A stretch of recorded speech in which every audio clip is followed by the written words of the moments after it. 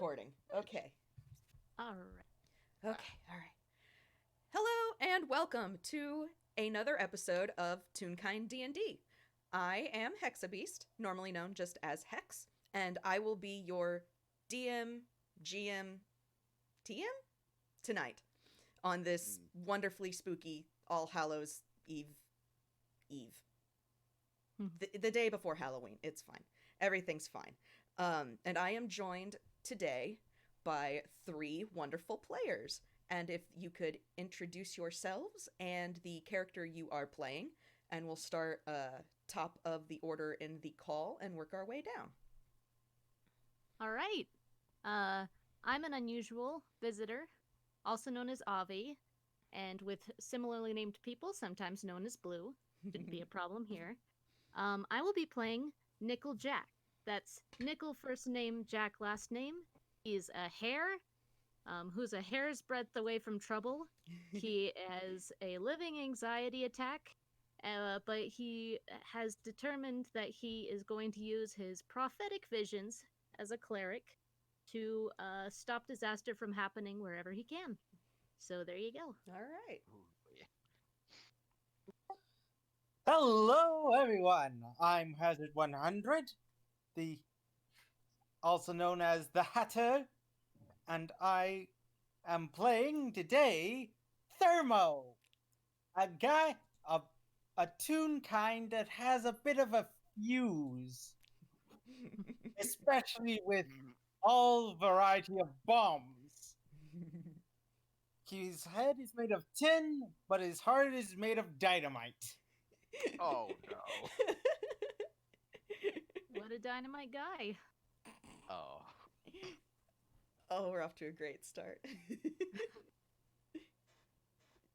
Hello, my name's Highway. An old player from long ago, but I'm finally back into the games, and I'll be playing for this session Grobbla Greatgut, a real kind, 8-foot tall goblin barbarian who's literally here to have a good time and probably for something to eat.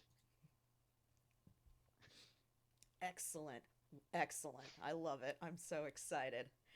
All right. So we are going to begin with the three of you have all kind of just entered the gates of the Carnival of Wonders simultaneously. And the carnival, it is currently evening. There are countless tents and stalls set up. It's very maze-like in appearance. And there are games galore that you can see. There are food carts all around. Everything is lit by these blue not lanterns, torches. And on a couple of these stalls, there are equally purple and green fairy lights. It's very, very in the mood of the season. One thing that, let me see who had it. One thing, actually, that Nickel Jack will notice right off the bat is that every vendor here, and everyone that seems to kind of exude an aura of staff, is a housen. They are all stop motion tunes. And they are all equally dressed in costumes, extravagant display, extravagant get-ups, lots and lots of practical effects, makeup going around, and between asking people if they need help, they also are terrifying people who seem to be having a good time. And that seems to be the theme of the evening, because throughout everywhere in this carnival, you can hear screaming. It's the delighted kind that frequents haunted houses, where it screams and then it peters off into laughter. And as the three of you enter, you are all actually collectively stopped by another housen, a very, very tall housen, who looks very if he didn't exude an aura, like he's basically as tall as you, Grobbla. Oh. Yes, he is very tall, and he is dressed in an outfit that just screams, "I run this show." Hmm. And Ooh. he seems to like the three of you are drawn to him in a way. You can't quite explain why, but he's gotten all three of yours attention and he beckons the three of you over. I mean, if it's in Thermo's case, it's probably because of his blowy upness. Yeah. Nickel Jack came here not because he was necessarily looking for a bad time, or a good time, Oh, but actually because he was suspecting a bad time. He, you know, I'm not sure if he got a ticket to come in or whatever, but he just had this feeling. And sometimes that's just anxiety. But, he just had a feeling something bad was gonna happen. So the screams don't settle his nerves very much, even if they're delighted screams. And when he sees this person beckoning over, he's kind of just gonna look around like me, and then he's kind of just gonna follow the other two. yeah. Grobbla's actually heard of this place from a few goblins that he knows. Like you know how it is. I know a friend who knows a friend who has a cousin who has a friend who has a brother who has a sister, and they possibly said there might be food here. So Grobbler's like, "All right, I'm coming in." All right. And, This and guy looks like he Thermo's, knows where the food is. So All right. What'd you say, Hazard? I'm sorry. for Thermo's case of like how he got here, he probably found the ticket after he blew up someone, and oh no. and sort of decided to follow those directions and ended up here. He's confused, but probably wants to blow something up. Well, Oh, gosh. almost sensing that, the ringmaster takes off his hat and offers a slight bow to all three of you, and then very, very eloquently just says, "Welcome. I welcome to the Carnival of Wonders. I see that you three are possessing of a special ticket that we have for the evening." And he glances at Thermo and says, "Regardless of how it was claimed, Thermo just you sort are of looks here." at him with a glassy-eyed stare and says, "Do you want a bomb?" And he laughs a little, clearly is not at all perturbed by Thermo, and says, "Oh, possibly later, possibly later. That'll be in due time. But for now, I have a little extra game that I would like the three of you to partake in, signified by your tickets, which he, if you have your ticket, it is no longer in your hand. He is now holding it. Oh, Your Grobbler's just looking at his hand, just looking at it like, oh, clever. And then with a little flare of what is obviously just prestidigitation blue magic, the tickets then change into what looks like just a little box. It's like a little wooden box, and he offers it out to any of the three of you who would take it and says, "Throughout the carnival this evening, there are various trinkets that you can earn by merely competing in games, going on rides, seeing the sights. Collect one from each area, and you will all receive a prize that you can then redeem in the main tent center stage when the main show is about to begin." Does this sound like something fun for you all? so first of all, forgot to say this earlier, Yes. but I'm going to absolutely mangle a British accent. That's fine. It's The gonna be British trio. great. But he is going to say, yes, I suppose so. That didn't sound mangled. No, that sounded alright. Okay, well, we'll see. It'll slip. It'll be It's fine. fine. It's fine.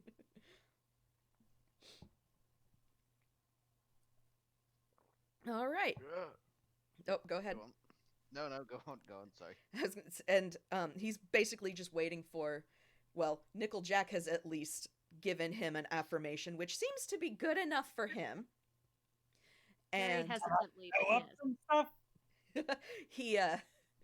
he kind of chuckles and says, "You are most welcome to try, but I think you'll find that explosives tends to be duds here."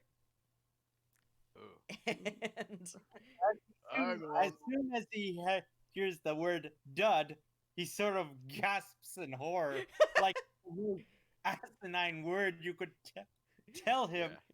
just how Grobbla dare you should- suggest I am a dud? Yeah.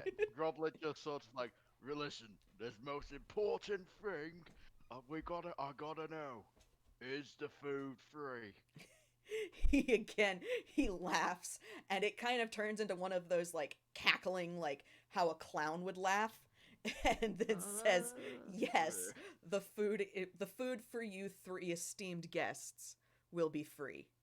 You just see Grobbla's eyes just beam. It's like, oh, you may regret this, my friend. You may regret this. And he he kind of gives a bow, but then stops halfway and goes, "Oh, and by the way, if you find that you are in need of a little guidance, our fortune teller will be more than happy to give you a little nudge in the right direction." And he gestures over to one of the stalls where a tune ? You assume it's another housen because everyone here is a housen. Is sitting behind a table, but they are wearing a cloak. You cannot see their face. The only thing you can see from them are a pair of glowing eyes.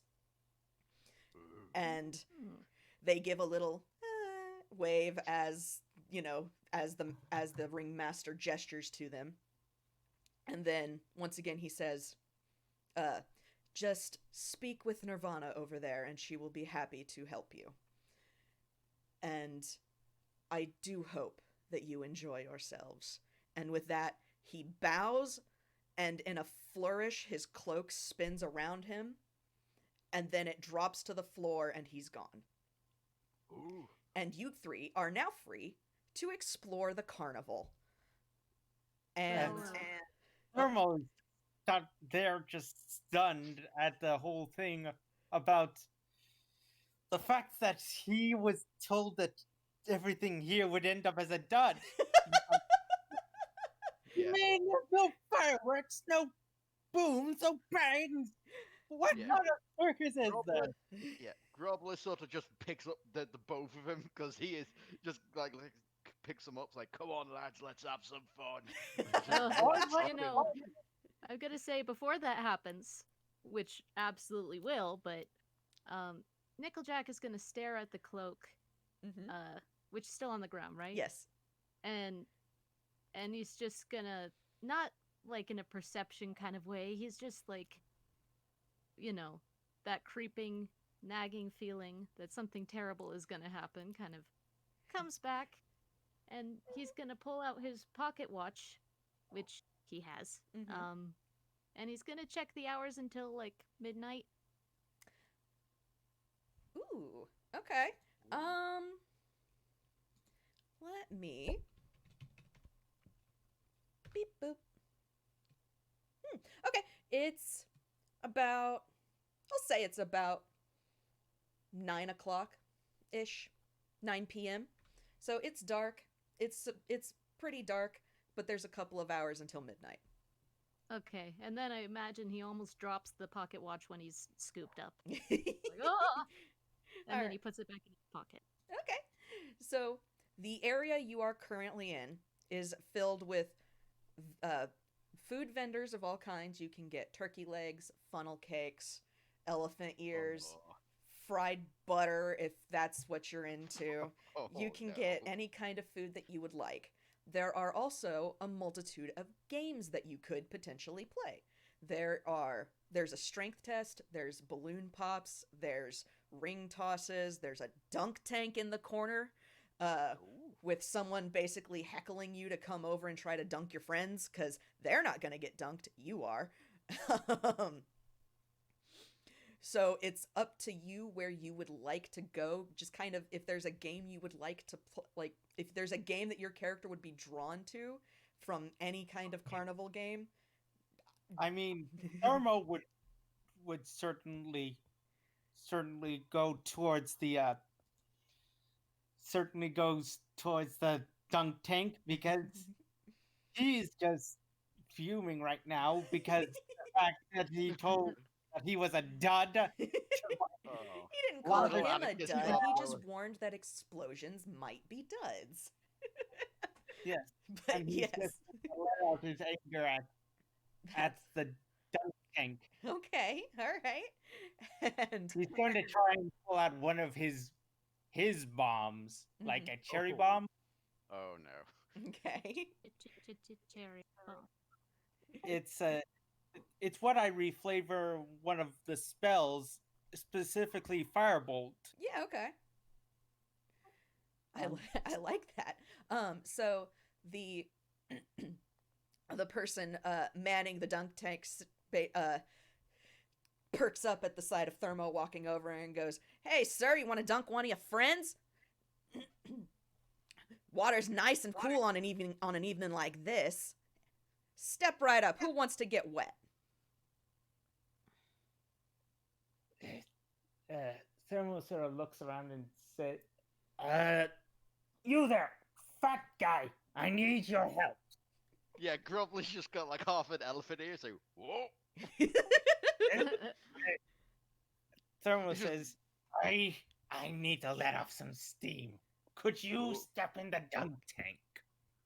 Oh, alright, let me just finish this and just cram like probably at this moment he has got a lot of food in his on his thing. He's just been raiding the food stalls. Oh, this is great. So he's like, oh, alright. And just walks over. Like he's only got some in his mouth already. It's the person manning the Hawson manning the stall just says, "All right, that's fine. You can set all your food right over here, my good friend. It'll be there for you when you get out." And he helps you onto the seat, and then kind of motions Thermo to the bullseye that's there, and you're going to be using make an attack, Thermo. The kind of attack he's going to use is Firebolt. All right, so roll to hit then. That's a D20 plus 4. All right.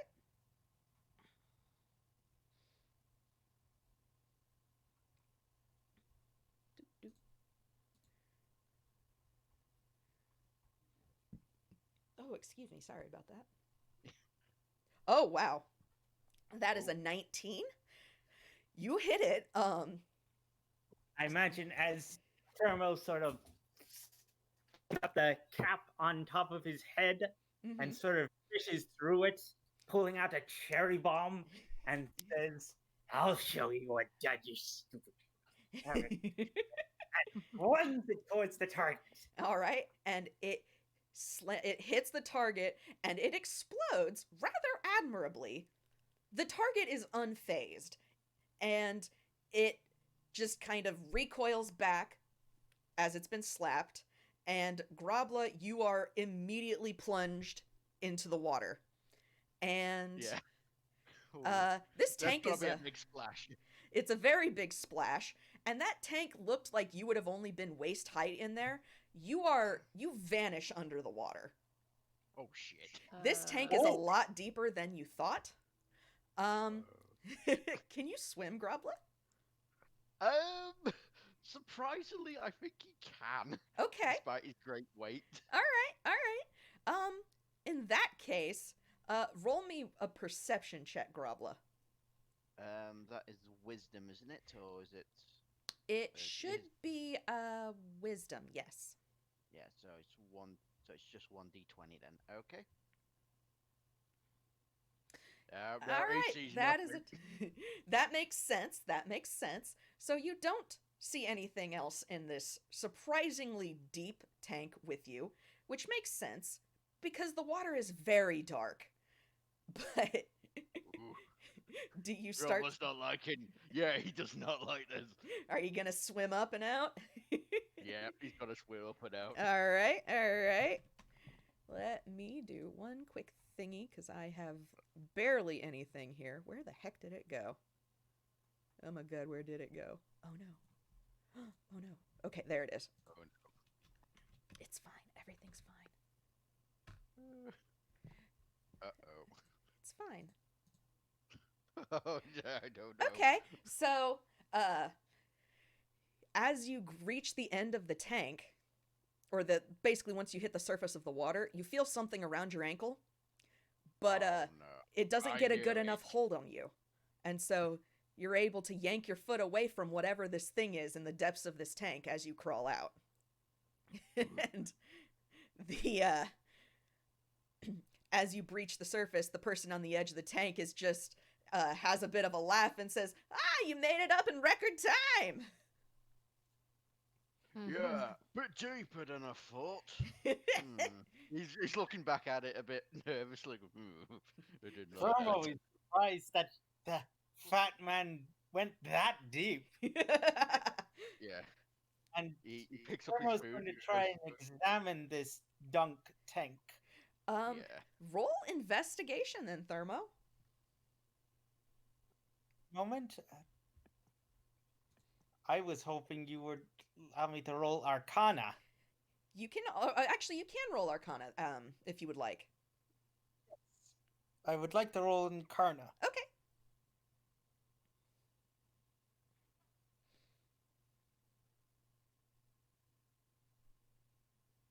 Oh. You Oh. Yeah, it needs to be a plus. Slip of the fingers. Ooh, okay, that is a 17. So the dunk tank itself looks to be just a normal dunk tank. There seems to be nothing at all out of the ordinary about it. But the water, you don't know what's going on with this water. But you can definitely tell that it has been enchanted in some kind of way to, you can guess, make it seem deeper and darker than it should be. Thermo sort of looks to the person handling the dunk tank and says, "Oi, strange sort of water you got here." And the person manning the dunk tank, who is also, I should mention, wearing a mask that has like tentacles painted on it, just kind of smiles and says, yes, it is very special water that I need specifically for Grabby there, because he's very, very particular about, his living conditions. And who is Grabby? You don't know, but you assume it's something in the tank. Thermo says, "What's a grabby?" And as a Grobbla crawls out, a tendril that is far too large to like reasonably accommodate something in this tank reaches out and actually makes like a slow grab for some of his food. Oi! He pulls out his hands off. Get away from my Oh, food! I'm not supposed to. He's gonna make a swipe for it. Okay. Like, he's not gonna bring out his axe. He's just gonna like slap the tentacle. The tentacle slaps back but retreats back into the water. Get your own food. Thermo looks back to the tank man and says, "Where did you get that?" And they actually don't respond to that. They just kind of tap the side of their mask and say, trade secret. Would you like to go again? No. Don't. Thermo sort of I glares think and you may says, I think you may sort short of glares circuit and my says, point there. Thermo sort of glares and says, we're good, you anti-firework fools. And the person just kind of gives a little bow, says, "As you wish. Enjoy the festivities." um, uh, Oh, God. who has the box, by the way? I have it as well. Okay, you have the box. It dings. It dings. Actually, I was thinking, Mm-hmm. I was waiting for someone to ask because I didn't want to intrude on the scene, but I want to say that Nickeljack was doing something entirely different while all of this was going Oh. on. Okay. Ooh. What is Nickeljack doing? So he does something somewhat inadvisable after a hesitant look at his kind of surprisingly apparently party members. Mm-hmm. You know, not sure how that happened, but he's like, I guess I should probably stick with them. But then he wasn't drawn to any of the games. He wasn't drawn to the, balloon popping game. He wasn't drawn to ball tossing game. He wasn't drawn to the tank.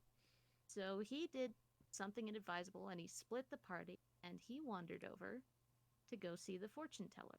Okay. Ooh. All right. And let me grab a picture of this fortune teller for you. Somewhere here. Right. I swear I have it. Where'd she go?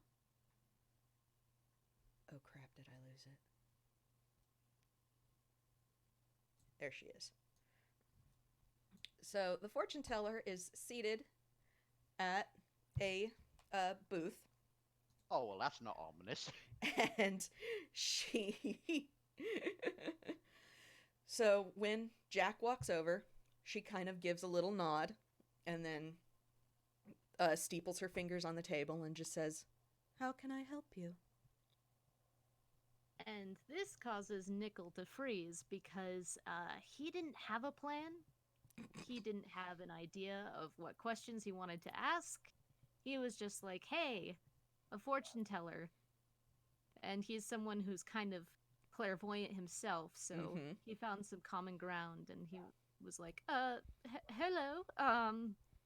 And he kind of just makes his way over and he's like, but could you tell me more about this place? Why, certainly. What do you want to know specifically? And he's like, how long have you been doing this, your group? Oh, well. And she kind of rolls her head from side to side. It's hard to say. It's been many years that I have been with them, and they have been active for many more still. And I see them continuing for some time. I see. And he thinks that's upsettingly vague. And then he's like, so there's a big event going on, apparently. Oh, yes. Oh, go ahead, sorry. Well, no, that's just. I mean, he kind of trailed off. Ah. Oh, yes. We are most excited. It's been a while since we've had this kind of a turnout for Halloween. I see. Okay. And then he kind of just.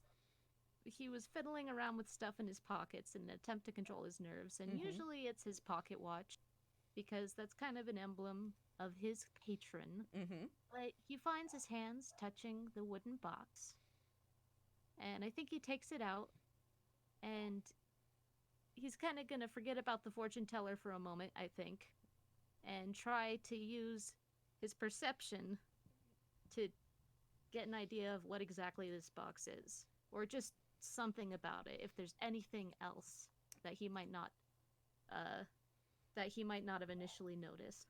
Roll, Roll either investigation or arcana. Okay. Those aren't too great either way, but that's a straight up D20, right? D20 plus doot. Arcana would be intelligence, and I think investigation is also intelligence. So I'm gonna give a +1, I think. Oh, I forgot the whole exclamation point. Good thing I didn't caught that. Okay. That is a 10. So that's, as far as you can tell, this box it's got some kind of magic on it. You don't know what kind, and it's a box. You can open it. It looks just like a little it's not a music box. It doesn't, but it's shaped like one. Like when you open it, it's got like a little plush interior. But there's no music. There's no little figure that dances. It's just a really nice box. And Okay. it looks horrifically mundane for everything going on. Oh dear. Okay, so he's gonna notice this. He's gonna be upset by the fact that he didn't really notice anything, and he's gonna turn to the fortune teller and he's like, box. What is the box? Oh, well, that is how you will basically be keeping the keepsakes from tonight. Although I suppose keepsake would be an inaccurate word. Because we won't be keeping them? No, you will be. It's... And she kind of, again, just lolls her head side to side as if thinking. Think of it as memories of the evening. I see. And I'm gonna say about that point, the box, if it's open, it snaps shut, and it dings. And she goes, "Ah, there's one now." A memory. She nods her head. Oh. All right then. Well, You going to open the box? She actually, yeah, she said, "Do you want to see it?" and he's like, very well. I suppose. Wait a minute, okay. And she takes one hand and just lifts the lid ever so slightly, and inside is a little carved pewter tentacle. It's surprisingly intricate, and it is curled around a cherry bomb. Ah. Wait, what? He has no idea what happened. Yeah, she just, it is a memory. And then she closes the lid. Well, all right then. So, you're clairvoyant? I am whatever you need me to be. Well, I suppose you've been very helpful. I think I'm going to go now, but, yes, thank you. As you wish. Enjoy the festivities. And he's gonna try and kind of make his way over to, the other two. All right. Oh, this poor rabbit. I couldn't think of anything helpful, but, whatever. It's okay. No, it's fine. Did you say that? What'd you say, Hazard? Thermo sort of looks to the rabbit and says, "Did you see that? See what? You know, this thing that came out of the tank water." I slapped it. And he's like, and he kind of looks back at the box and he said, no. I didn't. Was it frightening? It was surprising. To be honest, No. it kind of look nice. Give it a bit of butter. Mm. Well, if you say so. Wait, who are you two again? Oh, I'm Grobbla Greatgut. Pleased to meet ya. Yes, Thermo, nice to meet you. my good friend, he says as he sort of like smiles and sort of gives the rabbit a small cherry bomb.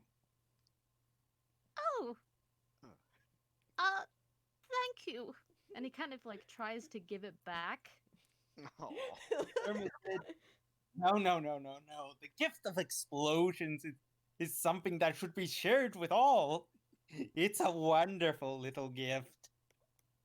He goes pale and he's like, "Oh God, what have I gotten myself into?" Well, thank you. And he kind of just tucks it away, gives his pockets a look of concern. Gosh, I love it. Oh my god, I love Thermo. Okay. So there are still, as you kind of look Art of dynamite. as you look around, there are still other games that you can play if you would like. But as you have made your way kind of into the carnival, you can also see now some of the stalls are giving way to larger things, like a hall of mirrors and a haunted house and your typical like run of the mill sort of carnival like spooky things. And then further back beyond those, you can see some rides. So if you would like What are to, those? oh, go ahead. What are those rides? So the rides, there are, and these are all just in the vein of when you go to a small town carnival and these things look unsafe, they all look unsafe. But there is a carousel. There is one of those like octopus, like you get it spins you around and then spins everyone around rides. I don't know what it's called, but and then there's a Ferris wheel, there is a roller coaster, and a swinging ship. ooh, Oh, yeah. look at Grob. that! And Yeah. he says, as the thermal points to the ship, "You know, I actually know him. I actually knew a Toon who was a pirate. Had a Sure. thing for storms and uh s- and he sort of like tries to snap his metallic fingers together as he tries to conjure up the right words and says, anyways, I've always wanted to try being on a ship. I bet it could explode real good." I mean, Ah, that does sound fun, but I've got my eye on that test of strength there. Well, you can absolutely do the test of strength and then head over to one of the rides. Yeah. um, Grob. Nickeljack is just gonna follow the two, Okay. wherever they Grobbla. Thermal go. is going to follow the goblin to the test of strength. All right. Well, Yeah. we'll say it's on the way to the ship, to the Yeah. ship to the ride section, so you won't have to like do any kind of weird backtracking. So No, at the no. test of strength, there is once more another Housen wearing a mask. This one is painted in various like vines and leaves, um, and really pretty flowers. But they look at all three of you and then go, "Step right up. Who thinks that they're man enough to hit the bell?" Ooh. Yeah. Grobbla's. By the way, he's been eating on the way. He's finished it. He's just munching on the last bit of an elephant here. So I'll have a go. All right. So the thing is, though, people Grobbler's his body shape. It's a mix between a sumo and a strongman. So he's big, but he's got muscles. Mm-hmm. Oh, So he's sort of flexing. So all right. right. And the Housen at the test of strength seems thoroughly unimpressed with Oh. his flexing and just says, "I don't know. You think those wimpy muscles will be able to do that? Or up to the task?" Grobbla just looks at him and says, "Well, is there a mallet by any chance?" Yes, there is. He just snatches man up. Bloody show you. He is not. You They're- know what? He's going to rage. Oh my for this. gosh. They're paid to egg people on. This is what you do. Yeah, but that doesn't stop him. Oh, I understand. So it's 1d20 Specifically plus does the 3. rate look like for this goblin? Oh, he is just. You know how even though he's real kind, Mhm. you do see a bit of like steam, like you know how sometimes things snort, and there's like steam comes out. He does It's that sort of- happens. Yeah, that happens. Even though he's I real love it. kind, he's picked up a few toon traits. I love it. But yes, it Right. is D20 plus 3.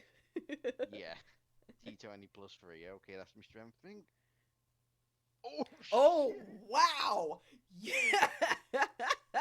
Yeah, so you grab it, you slam it down, and it dings that bell in one go. There, and even the barker for the attraction just goes, "Well, I'll be damned. Look at Yeah, And- yeah, Hey, Grobbla's just sort of cocking it. Yeah. that." And he reaches into his cloak and pulls out a trinket and just says, "Well, here you go. You win a prize." And hands it to you, Grobbla. Yeah, Grobbla takes it and looks at it. It so it is. Let's see what we get.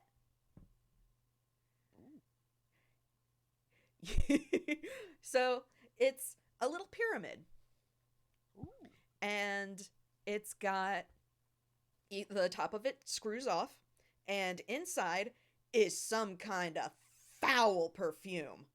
But Yeah, Grobbla sort of gags.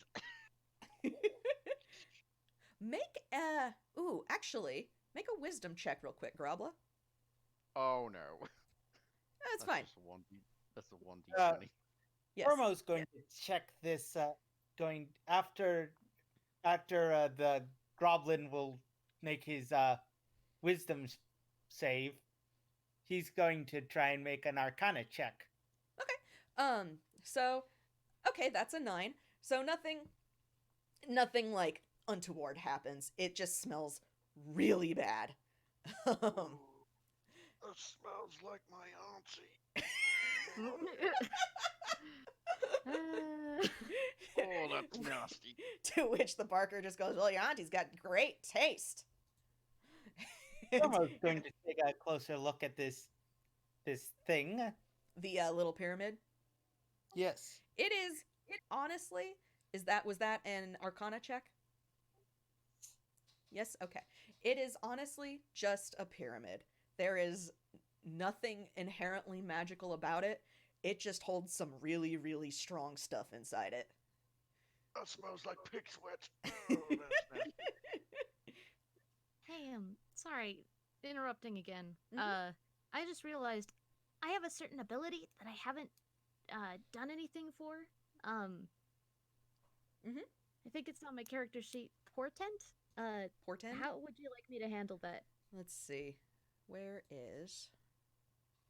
I gotta find it now. Okay. Portend. Is it a spell or is it a? Okay, so how it works, let me get the sheet in front of me so I don't like mess it up, but how it works is it's a special ability, and I mean, if this is really game breaking, we can opt out of it because I don't want the game. But when it says, I'm sorry. Oh, here we go. Okay, it's on the time domain. Okay. Yeah. Oh, okay, yeah. Yeah, so Yeah. If you want to roll those 2d20s now, so we've got Okay. those. Yeah. I remember reading that and going, "Oh, that'll be fun." So Good. all right, so a 13. 13. Let me write that down for my own reference as well. Come here, Clip Studio. You're going to be my paper. And 16. So Oh, very middle of the road that's okay. rolls.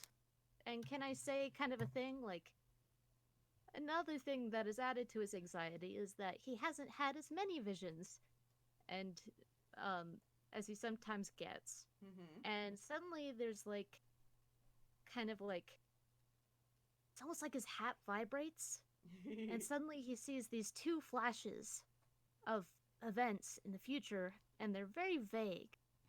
But he's kind of just like, oh, now? Could Mm-hmm. have come earlier. Oh, well, whatever. And so he has those images in his mind. All right. All right. I like that. I like that. All right. All right. Okay, and I've got that written down, so we are good. Okay. And Thermo had just checked the pyramid, and it just is a pyramid. Okay, so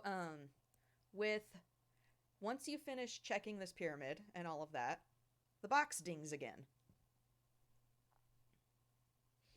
Thermo looks to the box and says, "Hey, your box dinged." Ooh. Yeah, Grobbla's having a look at it and all. Do either of you open it? Or do any of you open it? Yeah. Thermo's Grobbla- going to try and open it. Yeah. All right.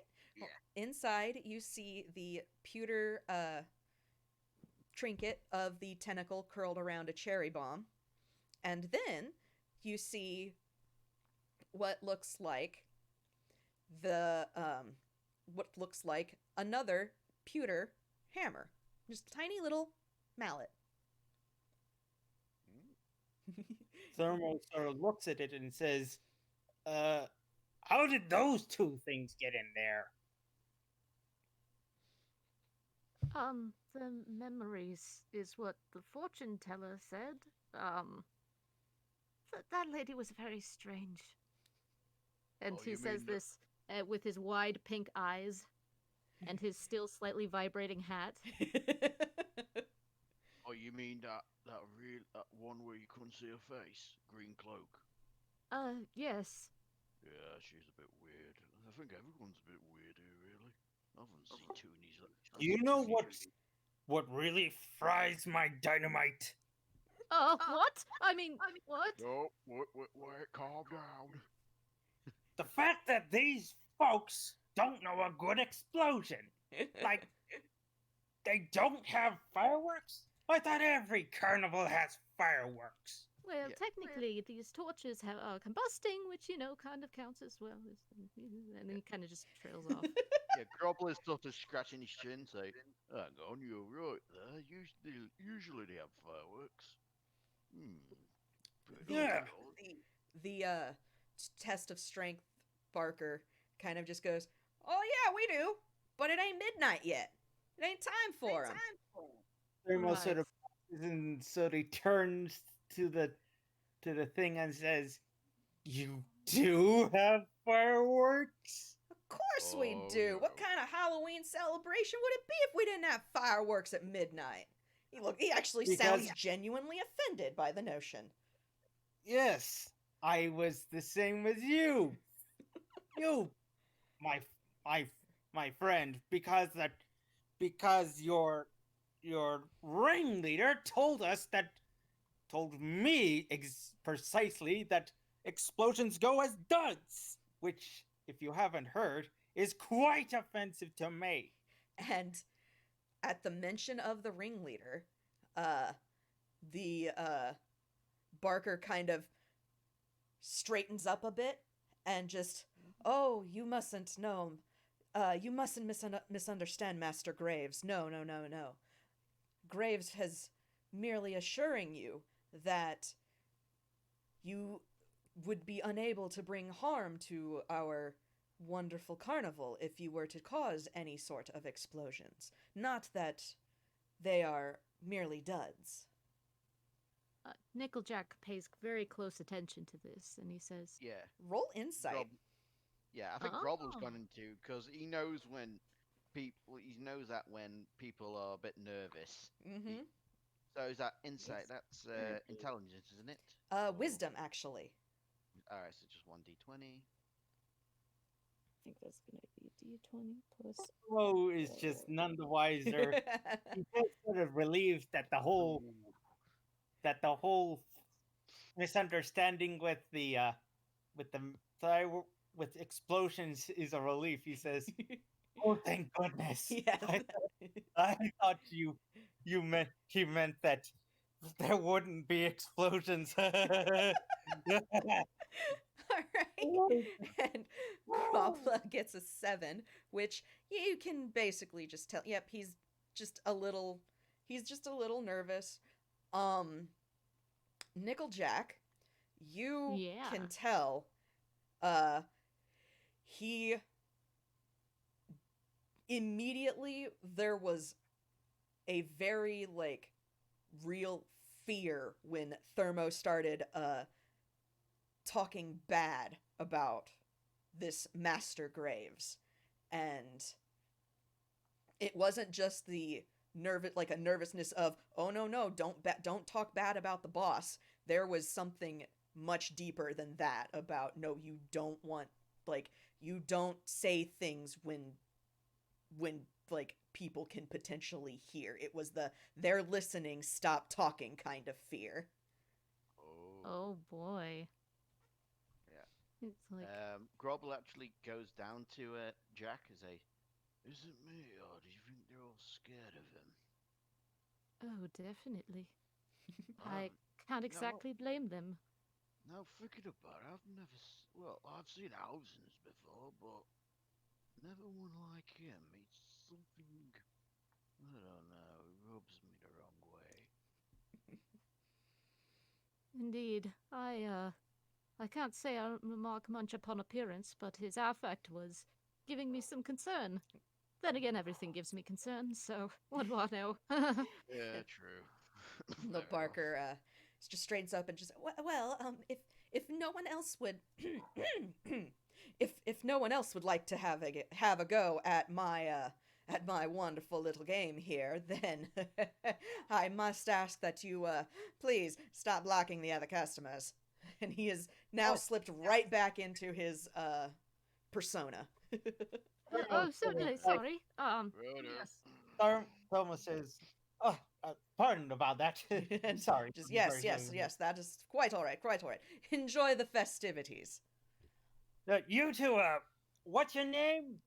And he looks a little surprised at that, actually. And then, my name? Mazo. Mazo. Mazo. Interesting name. Mausoleum? Mausoleum? Yes, thank you. That is exactly it. I'm so glad. Yay. Interesting name there. It's good to Mausoleum. And I'm he sorry about the misunderstanding. and he gives a little oh, it's all right. It's quite all right, quite all right. Think nothing of it. Think nothing of it. And he gives a little bow, and then he turns to another group of real kind, clearly teenagers behind you who are eager to try their strength. Yeah, Grobbla's just passes them out and drops it one of the teenagers. Say, "There you go, young'un. Have some fun with this." All right, and you guys are gonna make your way to the ship, you said? Pirate ship. Yeah, Yeah. all right. So there is a little bit of a line, not too much, basically a group waiting to get on for a quick moment. And you can hear people, making their gleeful screams as the ship swings back and forth in the in its little whatever you want to call it when it does when it swings. And they eventually the screams will hit like a crescendo, and then it swings slowly to a stop. And surprisingly, they don't get off from the top of the ship like most of these swinging ship rides do. The like the side of the ship opens up. It's hollow inside. And there are and the people flood out there, and they're all laughing, like having a great time. Some of them look a little seasick. And you're all ushered inside with a group of probably about 6 others. 6 others? 6 others. Hmm. And Who are Go the ahead. other 6? so the other What? 6 are a mix of Realkind and Toonkind. There are, and I'm gonna have to write this down or I'm gonna forget. There Ooh. are excuse me, there are 6 Toons and 3 Realkind. The Realkind are all human, and the Toons are a mix of Rubber Hose and Worn. Ooh. There are no Frank and Allie in this little group with you. Oh, And I'm the only one. yeah, you're the odd bun out right now. Right. Hey, a fellow warden! And Instead of as Thermo sort of waves to the wardens. the pair of the 3 Warrens all wave back at you excitedly. It's 2 brothers and a sister. Ah. What exactly are they, like, in form? Like, They look kind of like dogs, sort of. Ah. They're black. Sounds rough. One's in a pair of brown pants, and others in a blue shirt. Girl's in a pink skirt. Yeah. Oh. Yeah. Oh.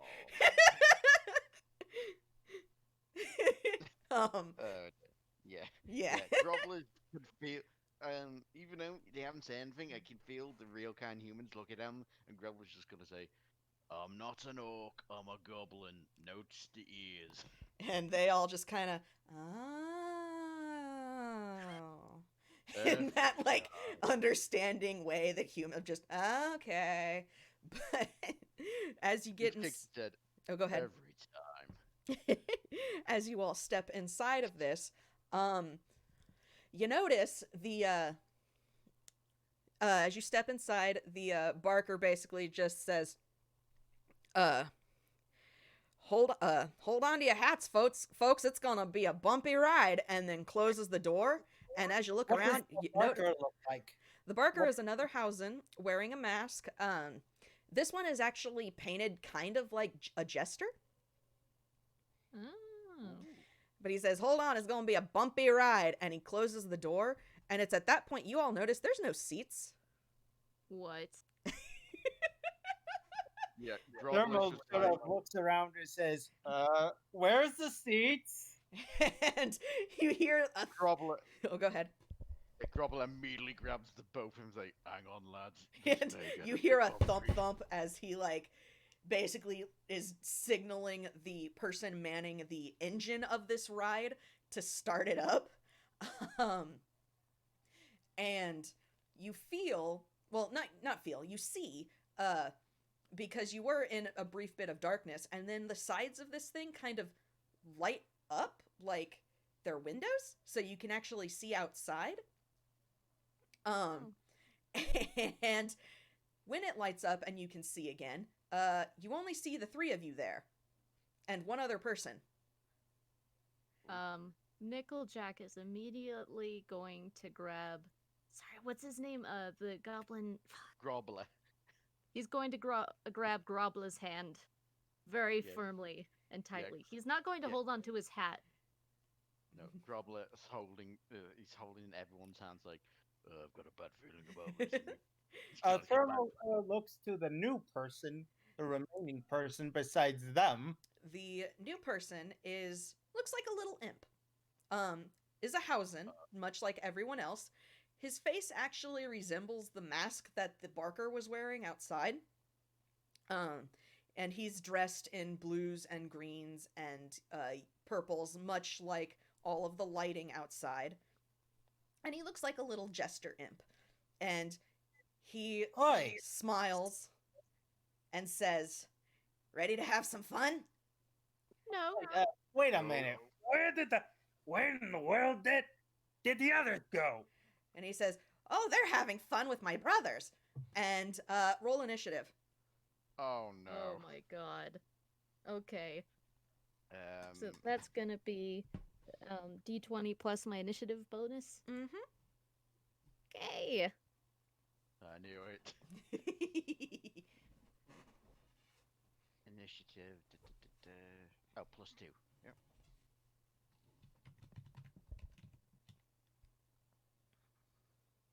What is his initiative? Oh, that. Oh, wow. Okay. So, we have. So it's Nickel Jack, Imp, Grobbla, and then Thermo at the top. All right. This is in reverse order. It's fine. I know it. Okay. And here's a fun little twist for this bit of combat.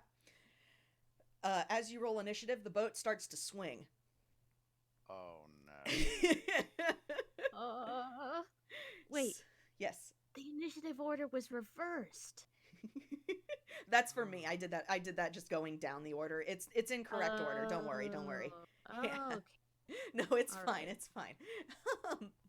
But the boat starts to rock back and forth. Right now, initially, it is very subtle. But eventually, you're going to have to start making dex checks to stay upright. Oh, Okay. great. So, Thermo, it is your turn, and this little imp has very, very clearly drawn basically what appears to be like a scythe, and is very clearly going to attack. Oh, great. I know what this is referencing. It's a javel. Chaos. Ah. Thermo is going to blast that scythe out of that little imp's hand All right, roll to what you gonna do that with. with one of his cherry bombs. All right, roll. Firebolt. Roll to hit. All right. All good.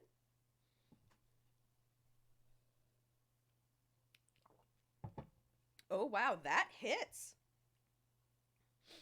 All right, roll some damage for me.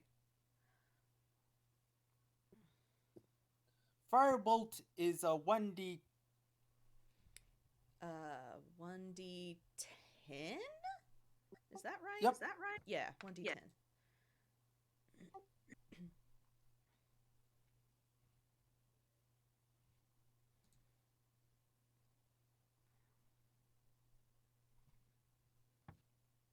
9 damage. Ouch.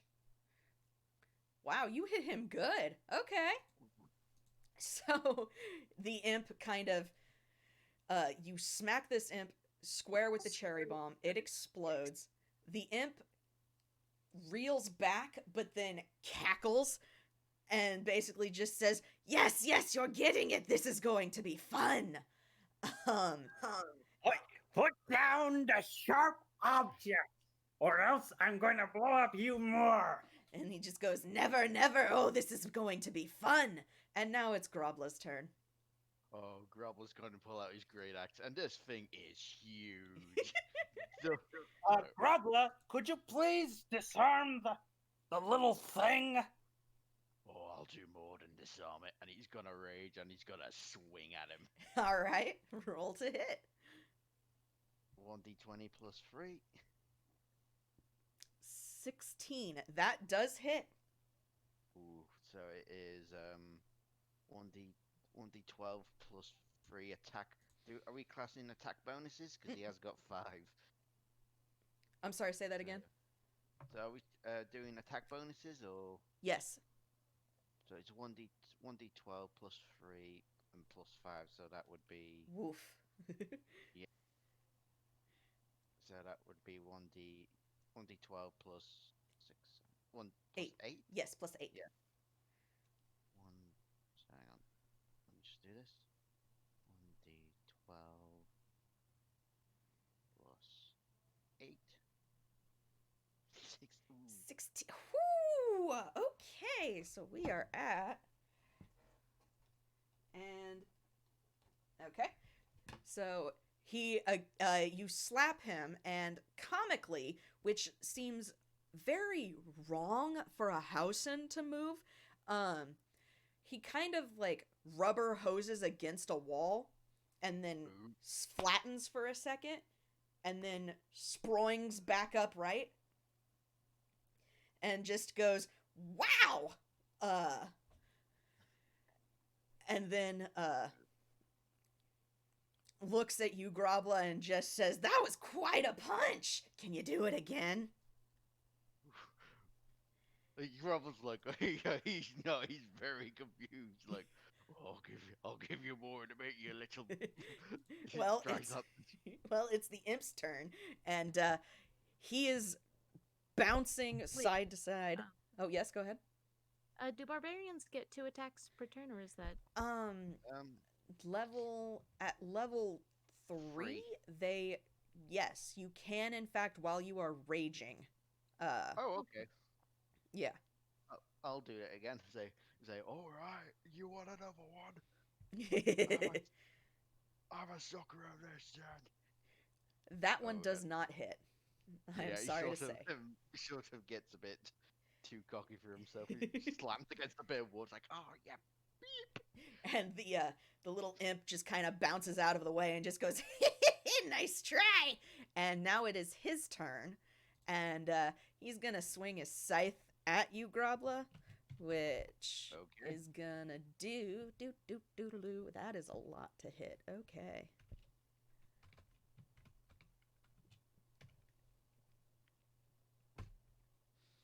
Which 20. Yeah, that's it. That hits. Okay. And it deals. It's not gonna be a lot of damage, I say, as it does max damage of 5. Oh, 5. Yeah. Okay. Yeah, it's not gonna be a lot, and then it deals max damage. Yeah, okay, that sounds right. But he basically hits you with this scythe. It hurts. It hurts, but it doesn't hurt in the same way you would like expect it to, if that makes sense. You're prepared to feel something cut you, and instead it just felt like you can very see there's a cut, but it just kind of felt like something slapped you. Oh, this is weird. And then he's going to bound to the. Actually, no, he's not, because that'll provoke an attack. So he's just going to keep bouncing around, like in place right there next to you, and he's having a grand old time. And Nickeljack, it's your turn. Yeah. So at this point, since he was very close to Grubble. Yeah, Grobbla, yeah. Grobbla.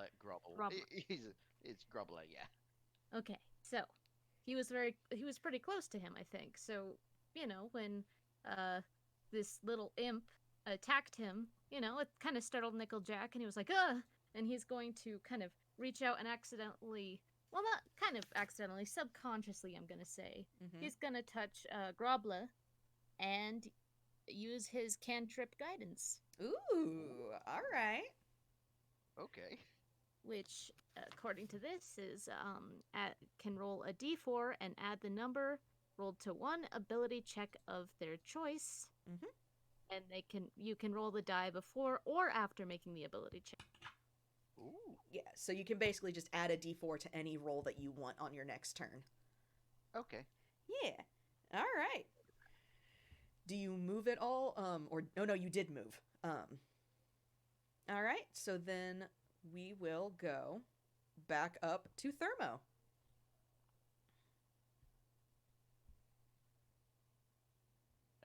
Hazard?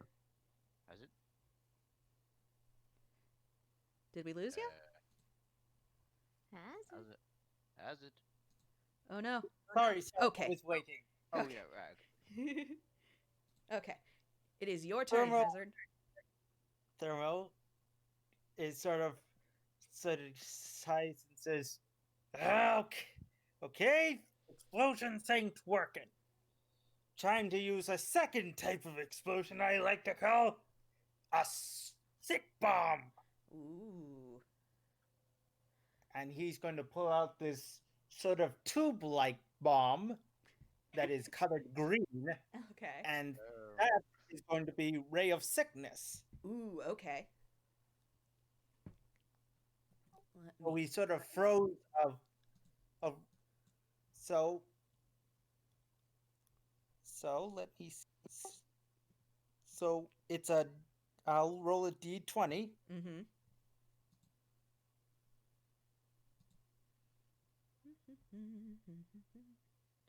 An 8. That, unfortunately, does not hit his AC. I imagine Thermo sort of lights the fuse and throws it, but it sort of plink, plink, plink, and sort of falls flat before exploding into a puff of greenish smoke. All right. And Thermo said, curses to himself. aw, and the little imp just says, "Oh, that one would have hurt if it hit me. Oh, try again next time, buddy." He is so excited to have you guys wail on him. Grobbla. Who even are you? Grobbla's gonna Grobbla's gonna take another swing at him. Go ahead. And when Thermo asks that, he he just says, "I'm nobody. I'm just here to have some fun." Oh That does not hit. I'm sorry. no! Do you have any art for this imp? I don't, unfortunately. You should draw some art Um, for him. He's gonna try again. He's gonna use guidance. Yep. But this time he's gonna use something else. I don't know what this is. This is a bit weird, but what would you use damage-wise for? Gobbler's gonna try to bash him with his belly. That's gonna be bludgeoning, which with his size, I would say it's probably a D6 So plus one- strength. So 1d20 plus 8, 7, 8, 9. Say that again. I'm sorry. So it will be 1d20 plus 9 then. No. Plus his strength mod. Oh, what's his to hit? His attack bonus. So it would be 1d20 plus 5 to 5. 1d20 plus 5. Okay. Let's try that. Oh, I've got guidance and all, so Yeah. I might as well try that. Try and hit Well, him roll at least. first and then try the guidance if you still miss. Okay. Yeah, because you can hold on to that. Oh, that hits. Ooh dear. Yeah, 22 hits. And so then I would say that would be a D6 plus your strength modifier, so it would be a D6 plus 3. Okay, so 1d6. What sort of barbarian are you playing? Like, what subclass? Berserker. Ooh. Ooh, All right. Yeah. I heard Frenzy isn't the best mechanically. No, Sad. I mean, oh god, just imagine this poor thing seeing this wall of green coming at him. And he very admirably, well, you see this wall of green, and then you hear a very comical "Mama," and Yeah. he's then flattened against the edge of the ship, which is starting to shake a lot harder now. Uh-oh.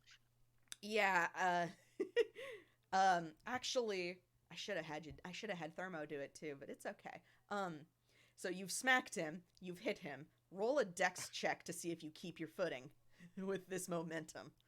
So it's 1d20 plus 2, okay. Mhm. I feel bad for this thing. He's having a great time. He's also looking a little weary.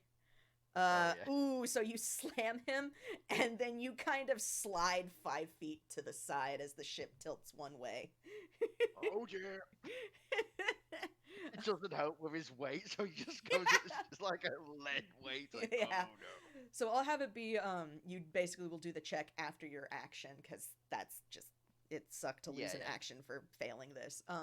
So it is now the imp's turn, and he has been flattened against the wall, and he slides down it kind of comically, which again, he's housing, so it looks a little weird.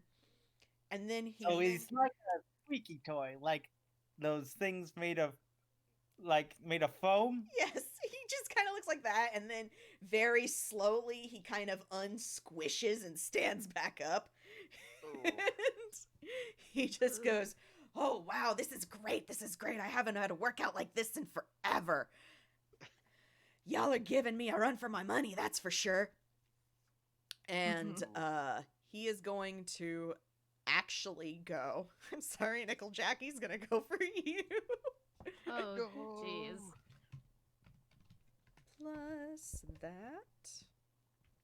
And does an 18 hit ya? An 18 hits me. I'm so sorry. Ugh.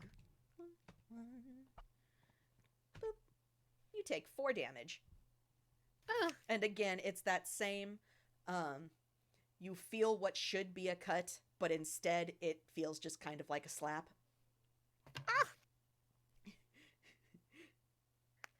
Okay. And now it So- is your turn. All right. Let's see. I mean, that was pretty spooky when, Mhm. this imp kind of lunged at him and hit him. So he's gonna bound back, and he's gonna look around, and he's kind of just gonna point his finger and says, "Gosh, I hope this works. Oh, why am I doing this?" And he is going to fire a guiding bolt. Ooh, okay. So, What kinda does new your rules, I'm guiding gonna- bolt look like? Sorry, what? What does it look like? The guiding bolt. Huh. If we can customize it? Yeah, you can Um, customize the look. I want to say that there's like this ticking sound right before it fires, and Mhm. then it looks like I want to say either like a blast of sand, but like not very substantial, very thin. Okay, I like that. That just kind of I imagine the sand sort of looks like a minute hand. you know what? I like that. Yes. Nice. So I rolled to hit, right? And Yes, correct. so that's gonna be. I'm sorry, I'm kind of new to this. Oh, no, it's okay. It'll be a d20 plus 4. Okay. Right. 3. Yeah, I've pulled up your sheet so I can actually look and see what I'm looking at now. Okay. Oh, wow, that is a 23. That hits him.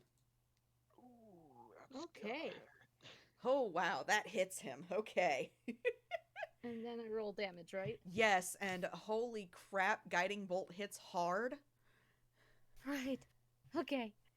So that's gonna be 4d6. Yeah, what on earth? Oh my gosh, do it. Okay.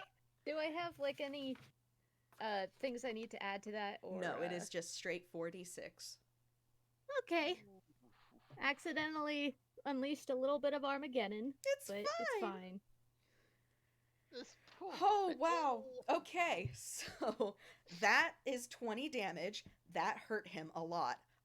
In fact, you hit him and he's blasted back into this window that you can still see, like, looking out and versus how much you are swinging and versus how much, like, movement you feel, you are swinging a lot harder than it feels. But, he hits that window and... Oh, and this is radiant damage. Okay. So, Ooh. the sound he makes starts out as joyous, and then it is no longer joyous. Oh. Uh-oh. And as that sand kind of explodes out, like explodes from the hit, he equally, looks like sand. And more sand than should be explodes from, like, with that guiding bolt. And where this little imp once stood is now just a pile of sand. Oh god, I killed him. And the ride is still going, and it's not gonna stop for a second, but you have at least stopped the imminent danger of thing hurting you. But did it The leave sand anything is kind of- behind? Sorry. Did it leave anything behind? No, it did not, actually. Even the scythe had exploded. Does the sand kind of just like shift around? It does, Swinging and then morbidly? it kind of creeps through the cracks as if alive, Ooh. through the floorboards. So Thermo is going to try and grab this sand.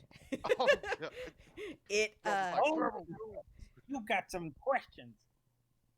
the sand doesn't do, like, it just kind of, as you try to grab it, it's like sand. It slips through your fingers like sand. And is eventually. Fingers. Say again. I'm sorry. My metallic fingers. And by the time the sand, it takes a couple of seconds for it to vanish, but by the time that it has finished, you can feel the motions of the ship starting to lessen. And Can I say one thing? yes, I'm not sure if it's like it probably didn't get to this point, but I want to say, you two roll perception. Okay. So that is. oh yes, okay. Perception. Oh, dear.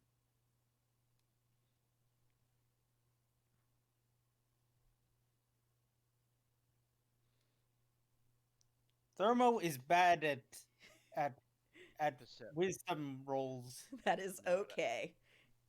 Sorry, let me just do mine now. So Mhm. it's 1 to 20. Thermo is focused on other things right now.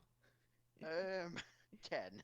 Okay, for that I'm gonna say, at one point, the ship swung just high enough, and Nickel was so distracted by the fact that he committed murder that he wasn't really paying much attention, and his hat kind of drifts in the air a bit for a sec, or like not like it's being magically levitated or anything like that, but when you go too high and the momentum carries things off Mhm. and Oh, then yeah. they land again. So that happens, and I'm gonna say, Grobbla, you think you see something under the hat. Just for a split second. Just a little thing. Just something.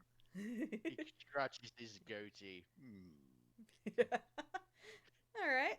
And as the ship pulls in to stop, the windows shutter. You're plunged into darkness, and then they open back up. Or not, they open and then the side panel opens up on the ship, and those 9 people that had joined with you are there again, and they all look equally just like exhilarated and a little motion sick and kind of stunned, and they all look like they've had the time of their lives. As Then they're the going Barker to motions try- everybody off. They're going to be surprised to see Thermo trying to dig through the planks of the ship, saying like, "Come back here, you little." Yeah, Grobbla just grabs him like, "Come on, this is good." Yeah, And Grobbla grabs. Yeah, Grobbla No. grabs him like, "We don't mention anything at all." Yes, no, yes, that's probably for the best. And as you step Thermo out, sort of oh, go ahead. up to the guy and says, "All right, where's your little brother? I got some question for him." And the Barker kind of looks at you and just says, "I don't know what you're talking about, sir. Did you have fun on the Well- ride?" And the box dings in Jack and Nickel's hands. Thermo sort of glares at him and says, "You know what I mean. The little guy sort of had a mask like yours, a scythe, and and he seemed to be made of foam." and the Barker the Barker laughs, cackles, just "Oh, that's a good one, buddy. Ain't nobody in those rides but y'all." And if you want to roll insight on that. I would Yeah. love to roll insight on that, Oh, and then I'm please. gonna check the box. Yep. 20. Yeah. That is a 10. All right, yeah. Okay. 20 plus 4. That is a 15. And that is an 18 high. Oh, wow. Okay. So Hazard and Nickel, you both know he's lying. He's absolutely lying. It's that jovial, yeah, okay. But this is all fun and games, blah blah blah. Grobbla, he's definitely lying. He's being jovial. He's being a bit too earnest about it. In that desperate, nah, we're having fun here. This is fun. Please don't cause a scene. This is fun. Thermo sort of glares and says, if you think you can lie to this, then you're Yeah. mistaken. Thermo says as he pulls out another one of his green bombs and says, Okay. if you don't answer me right now, it's going to get messy. Thermo, please, why don't we just move on? We can, we can talk Yeah, about this. Grobbler sort of It's ushers fine. the two. He ushers the other two forward, making sure he's alone with the Barker. Then, would you say he's definitely shorter than Grobbler? Because Oh, yeah. he's about normal size. Yes. So, Grobbler then, while the other two forward, he grabs him by the neck, leans in, says, "I know what you're up to, and I don't like it." And he shoves him back and walks off. Actually, while you do that, you then hear a very, please take your hands off of my staff. Yeah. And standing behind you is Graves, arms politely crossed behind him, just standing there. Yeah, Nickeljack Grobbler. does that kind of slow turn, like freezes, slowly turns. Yeah, Grobbler just glares at him. Says, "Of course." I assure you, everything tonight is all in good fun. Yes, but what if it's in good fun? Just explain to me who or what was in that ship. Thermo says quietly to Graves. And Graves just chuckles a little and just says, why, a little imp. Clearly. Yes, Yeah. I gathered. And then Nickel falls silent, realizing, oh crap, wait. I'm gonna be quiet. I assure you, everything tonight is purely for entertainment. If you are harmed, it will only be temporary. And at that you realize those cuts you received are gone. Oh, very good to know.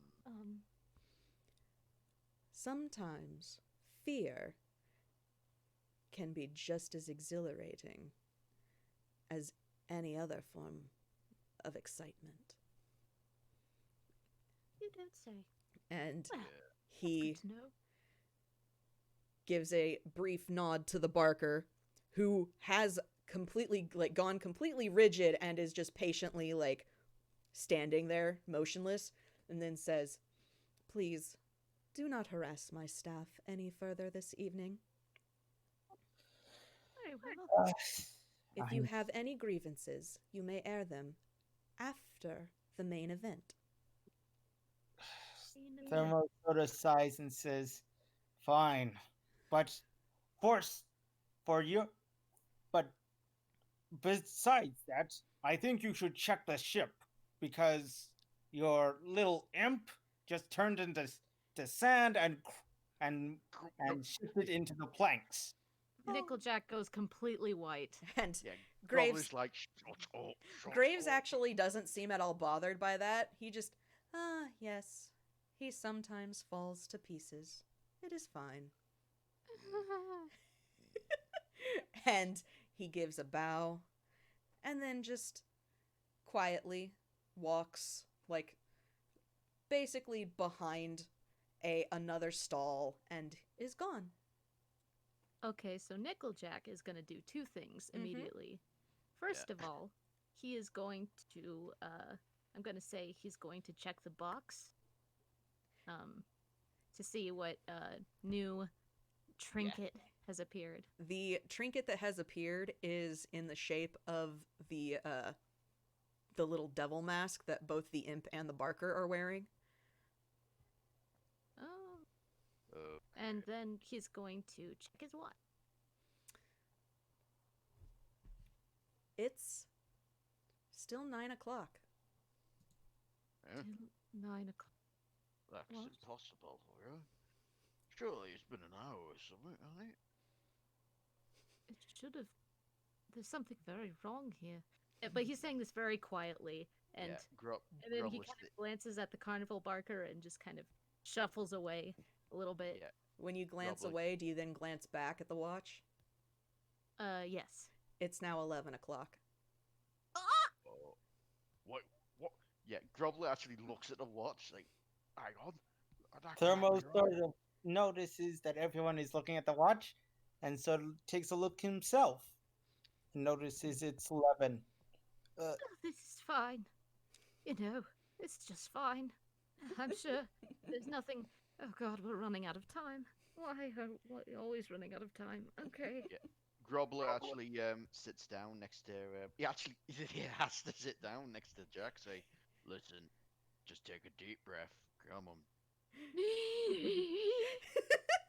Yeah. Not that deep. Not that deep. Just count to 5. Breathe in. Breathe out. Breathe in. Ah, So, do you while feel a they're bit doing better that, now? Thermo is going to sort of look around, Fine. So, see what's. oh, go ahead. Is there anything new revealed? So there are still a couple of rides. They all have seemingly pretty long lines. And then there is, you can see the main, what you assume to be the main tent in the distance. It's considerably larger than all of the others. And on the way there, you can see what looks like a one of those like haunted house maze type things, you know, like with the Hall of Mirrors and such. Do you think we should go to the main event, or should we go to somewhere else? I don't think it's not- time. Not yet. We should go and enjoy more of the spooky Carnival of Horrors, I guess. Yeah. I heard Fine. haunted houses are quite nice. Thermo is sort of looks to the House of Mirrors Mm-hmm.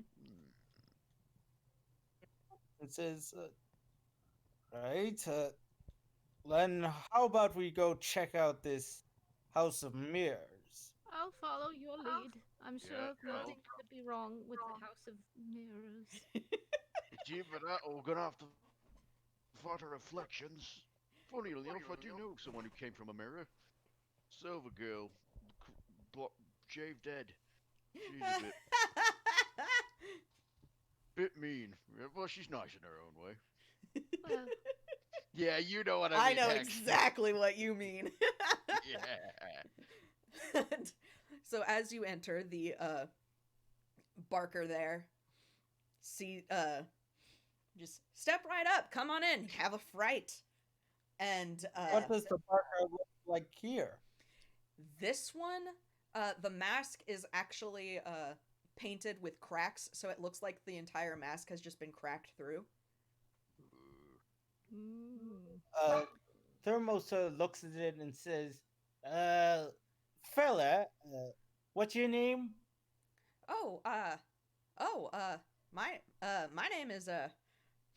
My name is Liam. Yeah, Liam. Of course it is. I think your mask's a bit smashed.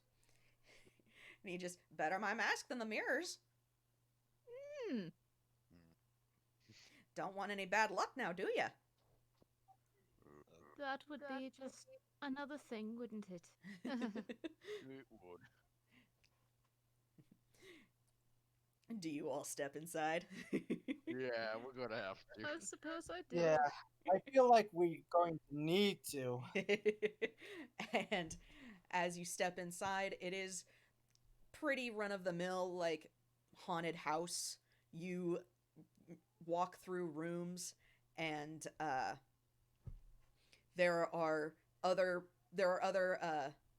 staff members inside that are dressed spookily, and at certain intervals there'll very clearly be like a jump as one of them jumps out to frighten you, and then they let you move on basically through this place until you get to the say Like, what? I'm do sorry. they have a mirror motif to them?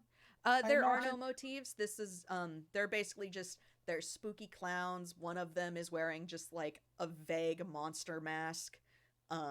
One is wearing a skull, and it's in like a dark corner that kind of runs at you to kind of urge you forward. They're all basically just there to be. They're just haunted house spooks. They're there to spook you along until you get to the mirror maze, and the final person, who is actually not spooking you, is just kind of staring there and just basically says, if you get lost, just follow the right hand side, okay? We've had plenty of people get lost in here. Well, that's comforting. And he then makes a vague like spooky, and has kind of ushers you inside to the maze. And it's your run of the mill Hall of Mirrors. They make you bigger, they make you thinner, they make you squatter. I imagine Thermo's is sort of looks like looks like a lead pencil in one of them. Yeah. Yes. Grobbla is actually thin, and it sends a shiver down the sides. No muscles. Yeah. Grobbla also taps one of the mirrors, say, Pond, is that you? Are you in there? And these No. mirrors don't respond. They're No. just mirrors. Roll a. I'm gonna let you pick. Roll perception, investigation, or survival. This is just gonna be how you find your way through the maze. I'm gonna go with Alright. survival. All right. Straight up D20 plus 4. That's Mm-hmm. perception. I was rolling investigation. Okay. Mine's survival. Okay. And then, what was yours, Avi? Perception. Perception. Perfect. Okay.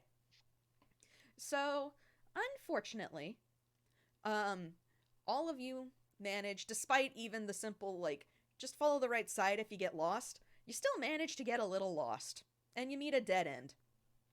And there is a mirror at the end of this dead end. It looks pretty normal. Who's at the front? I would say Grobbler is. Grobbler is? All right. Grobbler, you see yourself in the mirror. You look pretty normal. And you look pretty normal. And then as you turn back to your group, your mirrored self doesn't turn back. Doesn't turn around. It's still looking at you. Yeah. Does can Grobbler see the reaction of the others? Yeah. Yeah, Nickel Jack is going to go straight stiff as a rod and just And stare. Thermo is slowly pulling out Giant. as many cherry bombs as he can muster. Grobbler's Nickel just like, Jack, seeing this, is going to kind of try to push them back in his pockets. yeah. Grobbler's just like, it's not turning around, is it? It's staring at me, isn't it? Yeah, And Thermo sort of slowly nods. Oh no. Yeah, Grobbler just slowly pulls out his axe. Mm-hmm. And he's got to make a swing for it. Okay. No, wait! So that's 1d20 plus 3. Oh no, you hit it. It's a mirror. Oh, It right. doesn't move. You hit it. Make a dex check. Oh dear. So that is would be It's all good. +2, okay.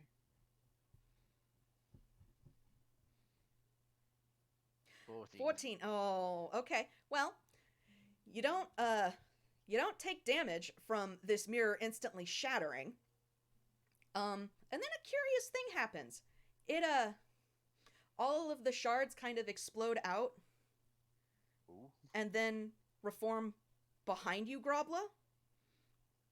And when you turn back around, your party members are standing there, and you're in the mirror now. Oh no. Why?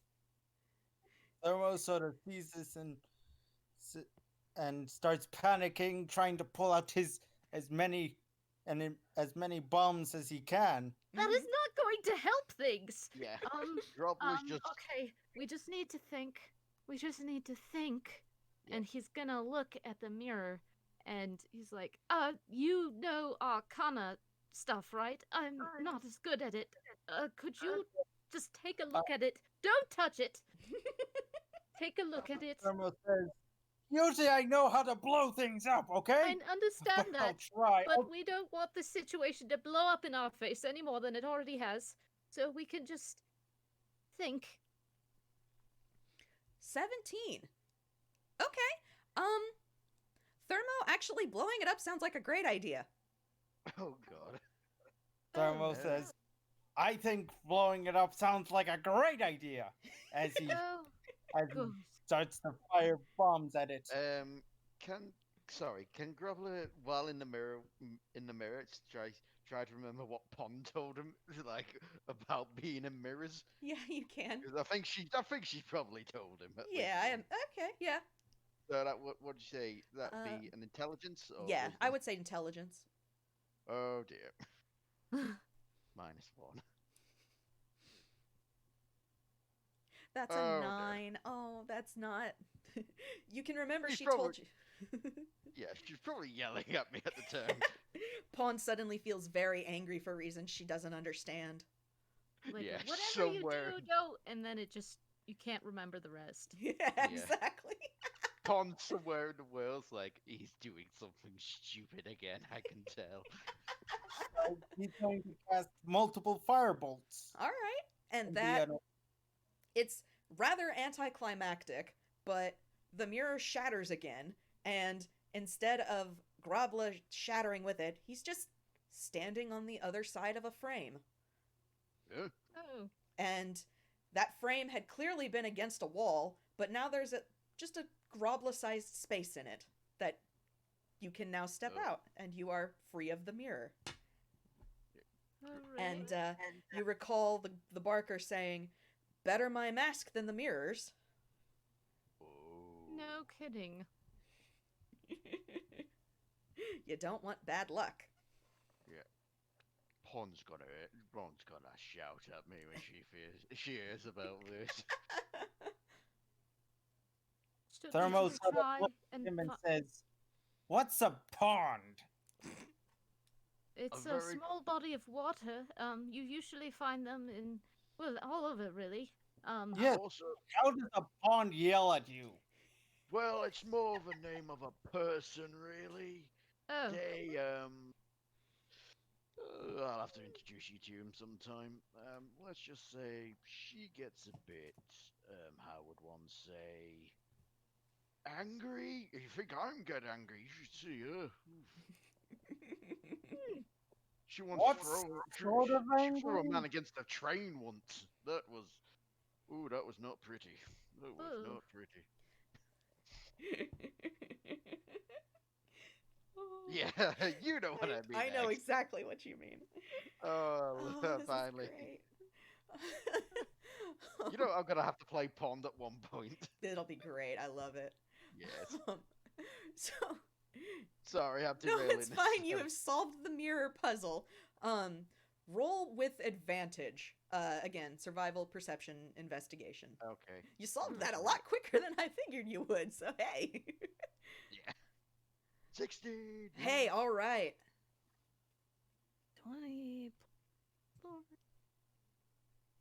Hey. Oh, wow, 21.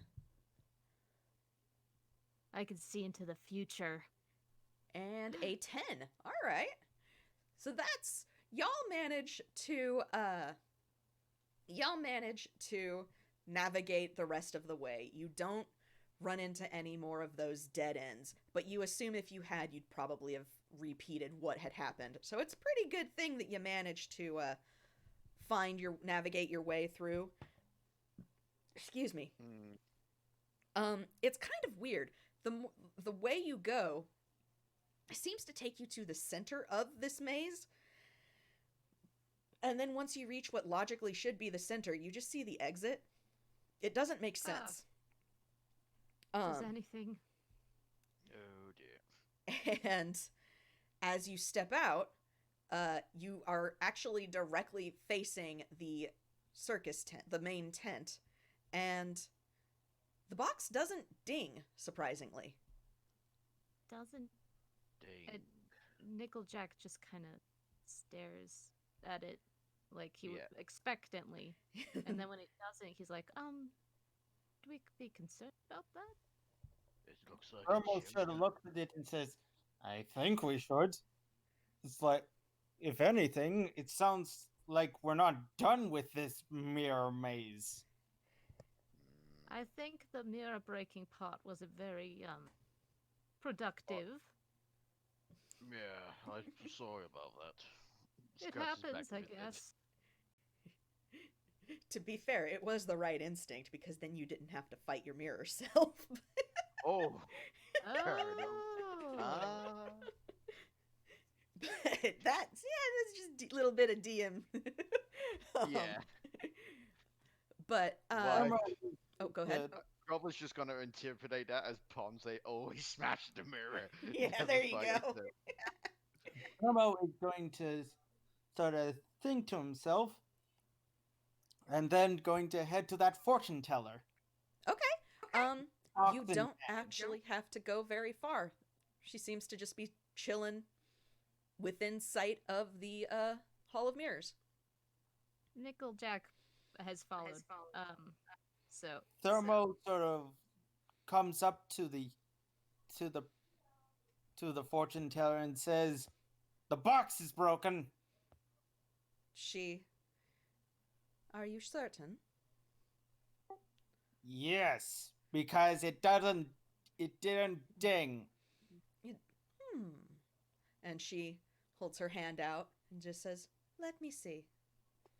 Thermo sort of hands her the box. And she sits it in her hand. She doesn't open it. She just kind of sits it in her hand, rotates her hand a little bit, and then says, "It seems to be in perfect working order. What made you think that it's broken?" We went for the maze, but it didn't go ding. And so far, it's been going ding when we finish things. Oh, I see. I see.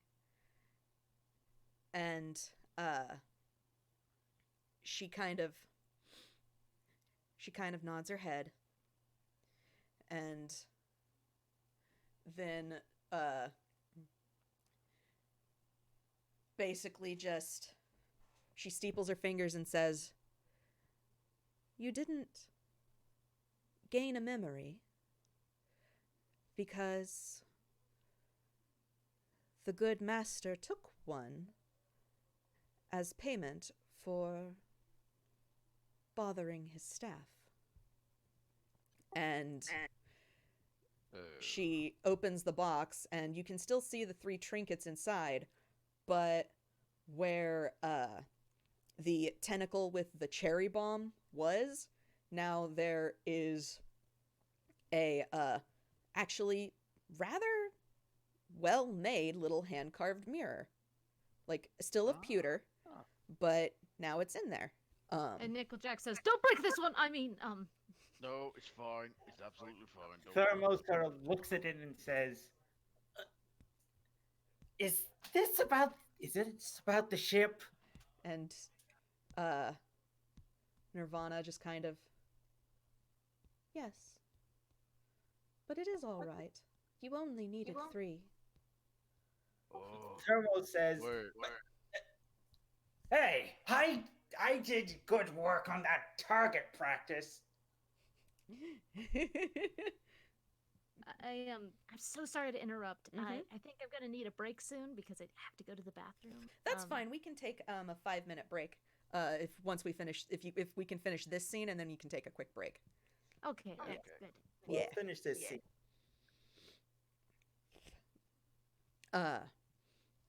But heck, You mean Hex? yes.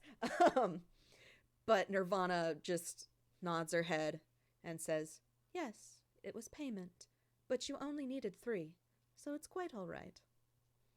3 for what? Why, 1 for each of you. Oh. Ooh, that doesn't sound good. Is anyone actually looking into that little mirror? No. I guess Nickeljack hears this and he kind of looks down.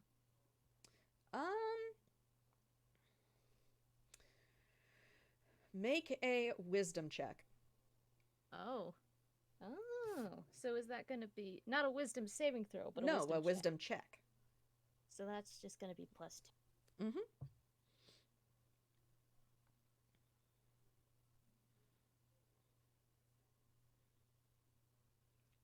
A 7. Okay. It is just a mirror, and it's only reflecting. It's just reflecting. There's nothing like it's not reflecting anything weird. And when you look away, your reflection looks away too. So it's just a mirror for all intents and purposes. And Nirvana, when you did that check, like looked in the mirror, was staring very intently at you, and then sort of nods her head and says, "If that will be all, I do believe the main event is about to start." It So- is, isn't it? Turns to look at the tent Mm-hmm. and says, "It is, isn't it?" And Thermo says he oh, go ahead. sort of gives the box to the rabbit. So now he's holding 2, I guess. No, Nirvana had the box, and then Thermo took it and gave it to Nickel. Oh. Yeah. Oh, there's only one box. Okay. Yeah, there's only one box. Okay, I thought that one had been given to you. Okay. No, it's just one box, and it's got three little trinkets in it. And as you look kind of back to the main tent, the tents seem to have been rearranged so that it's just a straight line to the tent. You don't remember that, but now they are. And everybody make a wisdom save, and we'll take 5. Okay. Oh dear. Great. Okay, so that's gonna be a save. So that's gonna Oh be... dear. Mm-hmm. Curse be the Ooh, barbarian. okay. Hey, all right. All right, and we'll take 5, and I'll tell you what happens after. All right. Great. Cliffhanger. Okay. See you soon. Yeah. I'm just gonna hang here for a bit. Yeah, I'm sipping some water. Oh, but I'm just saying, I'm so glad I finally found someone else who's seen No, it's Infinity Train. Oh my gosh, I love Infinity Train. I marathoned all of it. Season 3 got dark real quick. Oh my god, I cannot believe that they showed. First off, I can't believe they showed half the crap they did in season 2, and then season 3 happened, and I was just, oh, this is fine. Yeah. I feel like you should also, DM. Yes, I feel like you should draw the other characters that we meet in this campaign. I plan to. I just haven't I couldn't draw for everybody because each thing is themed, has its own thematic mask, I guess, and I would have had to have drawn 30 different masks, and I didn't have time to do that. No, that is completely fine. That is completely. Oh, the moment I saw Grace, hang on, I knew it. Grim. What do you mean Honestly, I'm doing a Hollow Knight thing? What? No. Honestly, I'm surprised there wasn't a miracle. What's the name now? The big one. What's the name? The big ant in Oh, Divine. Divine. Oh, I'm surprised you haven't done her yet. Oh, no, that's Nirvana. That's the fortune teller. Oh, it's disguise. When she takes it off, she just grows. I'm like, oh no. You don't know what Oh, Nirvana looks like boy. under that mask. You don't even know if Nirvana is her actual name. You just know she's here helping out this carnival. Yeah, I'm just saying. I'm loving this, by the way. I'm glad. I've I- been like planning this for almost a month, and I was worried I wouldn't get a chance to I wouldn't get it in like the spot to run it. So I'm really glad. Oh no, yeah. I'm just now. Now you've got me thinking about Pons even more. Yeah, I'm she's so gonna glad. be a barbarian. She's gonna be a barbarian, but I'm thinking of she has a great sword, but it's actually a blade of shard. It's actually made of glass, Oh, so nice. it's like a jagged blade of glass. Yeah. And she's not gonna be like completely chrome. I think she's gonna be more like silvery. Yeah. Okay. So not so like a lighter silver, and she's gonna have a mohawk. Oh, good. I'm so glad. Yeah. And you think Grobbla's got a thingy pond is taking her from Infinity Train? She's gonna be a bit worse. And she has a hatred for trains that she would not tell Grobbler about. Oh no. Yeah, like a deep hatred for trains. So when she heard the taffy train blew up, she embarrassingly she did a little You glee. just Yeah. Like Pond. Grobbler's That's not like, nice. People died. yeah, Grobbler's like, Specifically people one died. person. Plugging in the earphones. Can't hear you yet. Oh. And I have returned. Hello. Hi. We're just talking about Pond's hatred for trains, and she Ooh. laughed when the taffy train got blew up. Oh. Yeah, and Grobbler's like, people died in that. I mean, hazards right. Only one person died, but still. Yeah. But I don't care. I hate trains. Mm. Trains suck. Okay. All right. Yeah.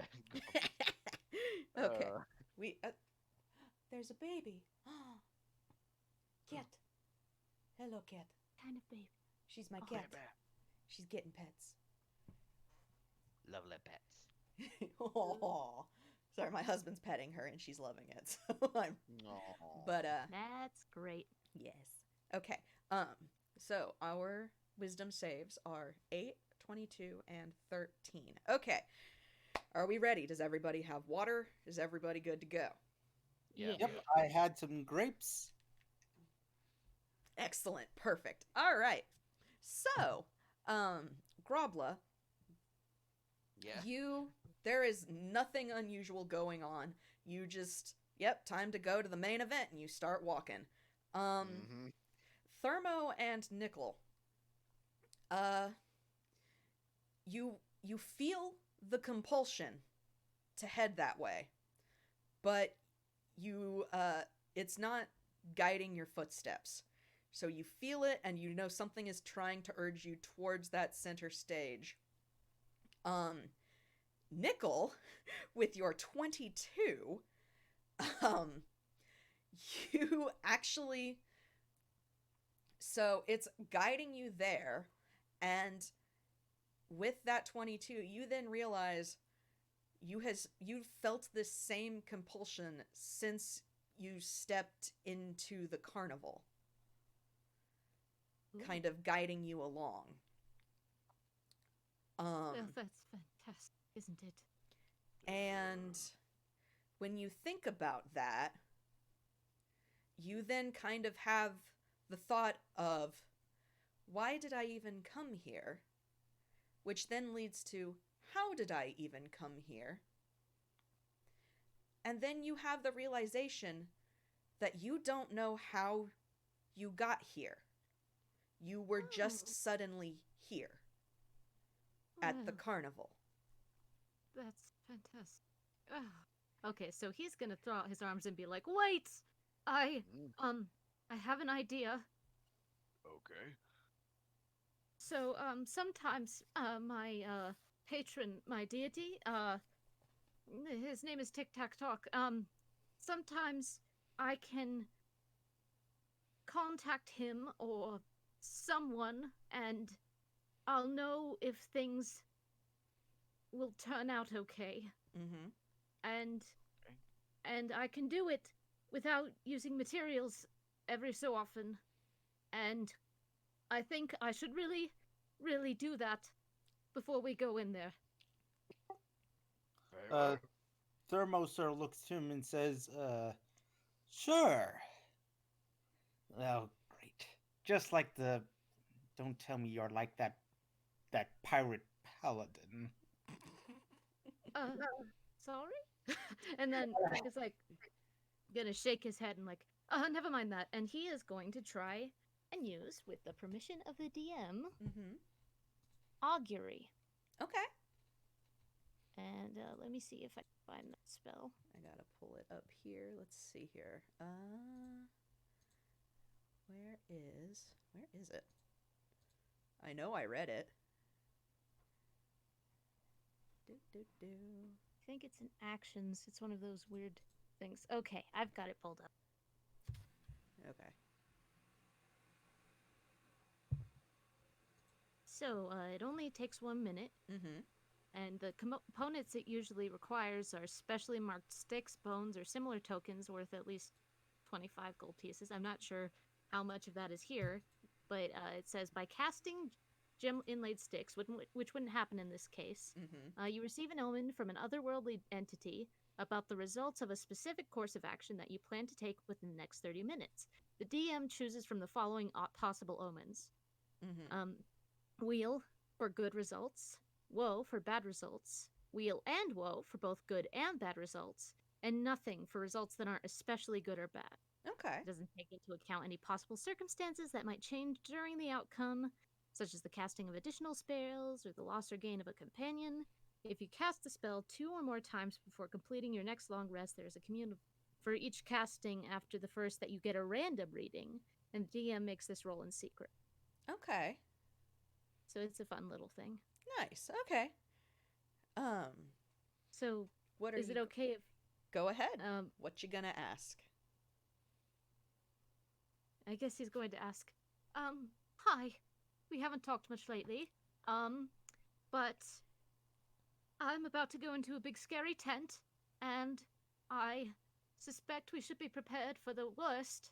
Um, so if we go into the big scary tent, and if we prepare for the worst, how will that generally turn out? And then he's gonna kind of sit down and listen, and I imagine he's kind of gonna vibrate, and I'm gonna say the hat starts vibrating a lot, in particular, and Mm-hmm. as he receives his answer, and his eyes go all funky. So, the answer you get is it feels distorted in a way. Um, like your mind is not very clear, if that makes sense. But you can still tell that uh the answer is definite, like you get the definite whisper of wheel in your mind, but it sounds a little distorted and warbled. So, Oh, and he kind of comes back to himself. I wasn't expecting that. I guess we go inside the scary tent. I imagine during that session, there's the sound of ticking. just Yeah, quiet ticking from like the from ears. Thermo. Yeah, Grobbla's just looking around, like, what the hell's that coming from? I And imagine his Thermo is ears. just looking at him like confused. Yeah, Like, yeah. Grobbla's just you like, Daddy just immediately looks at Firmus like, "You're not going off, are you?" you a time bomb? So when you do all of that, Nirvana, actually stands from her seated position and says, I would get a move on. It's not wise to attract his attention early. And Thermo says, "Alrighty, let's go meet this Graves." And Nichols like, yes, let's. And before, when he was like, let's not go to the tent, I'm going to hesitate, he's kind of gonna like scurry along. You just got reassured. His god says Yeah. everything's fine. It'll be fine. Also, a quick question to the player of the hair. Yeah, What kind of cleric are you playing? he's a time cleric of the time domain. Yeah. Oh, so it's something homebrew? It is. I can send it to you afterwards if you like. That would be nice. It's a very fun Okay. one. I like it. All right, you guys are gonna make your way to the tent. And oh, by the way, Nickel, do you mention anything to the other two about not knowing how you came to this place or about the compulsion or anything? I imagine he's scurrying, so he's like, so, fun fact, I don't know how I got here. I don't know how I came to be here. I thought that I came here because disaster was about to strike, but then I just realized that that might not have been the reason why. I don't know what I'm doing here. How are you all doing? I mean, I found the ticket on the person. And that I Thermo, when you say that, that memory suddenly seems wrong. And when Wait. you think about it, you also don't know how you came to be here. You were, again, Thermo just at the entrance, walking in. Thermo sort of thinks to himself and says, "Wait, that's not right. I didn't. I did. I didn't build anything that strong. Usually I build cherry bombs, yes, but Thermos sort of grits his teeth in frustration. So you didn't murder a person. My sorry, bombs that- don't murder people. They're comedic. Oh, well, that's a relief. Grobbla just tries to remember his memory too. Like, hang on, Mhm. definitely it was one And of he me. doesn't remember how he came to be. He was just like the others. You all were suddenly standing at the entrance of this carnival. I think we better ask this Mr. Graves some questions. Certainly after the event. Yeah, he Depends doesn't what seem to the- be very good at answering those. Nah, Nickeljack, your pocket watch chimes midnight. Oh. Let's get That's true. inside. it's Thermo sh- sort of like Come on, walks man. inside too. And as you step into the tent, the all of those blues and greens and purples of the lights sort of give way to the bright white light inside, and you can see all of the other patrons of this carnival are packed in the seats. But when you enter the tent, you enter not in the stands, but into the stage. And standing there, his arms politely folded behind him, is Graves. And he sees you three and looks down pointedly at the box in your hands and gives a little nod and says, "Ah, I'm so glad. You were right on time." Time. I don't imagine time works the way it does here, like it does in the real world. And he actually looks at you, Thermo, kind of rather impressed, and says, "Well, the realm of dreams is subject to its own rules." You're not mortal, are you? He laughs at that and says, "Oh, no, I've stopped being mortal a long time ago." And invisible. he holds his hand out and says, "The box, please." Wait a Nickel minute. Jack very gingerly hands him the box. And he takes it, opens the lid, and pulls out those 3 pewter trinkets, which he proceeds to. He closes the box, and in a plume of flame, it disintegrates in his hand. And then he goes, "Yes, these will Which make." 3 trinkets did he pull out? There were only 3 in there, so it's the pewter mirror, the pewter tentacle which curled around a cherry bomb, and then the mallet, the little pewter mallet. And he just goes, "Yes, these will make for a fine show." And he then consumes them. And Oh no. his form starts to kind of shudder and twitch, and he smiles and he says, "You 3 did wonderfully. Now, if you will excuse me, I have a show to perform." And he turns his attention to the audience, who you realize are utterly silent. Uh-oh. And What sort of crowd are you gathering anyway? the kind that keep me well fed. That Uh-oh. makes Nickel Jack's stomach drop. He's feeding on him. And he has ceased to pay you any mind as his form shifts, and you notice, I'm not even going to make you roll because it's pretty obvious, the world around you begins to kind of shudder,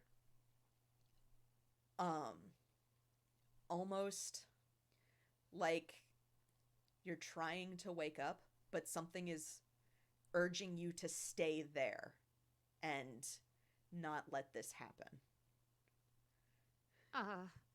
Right.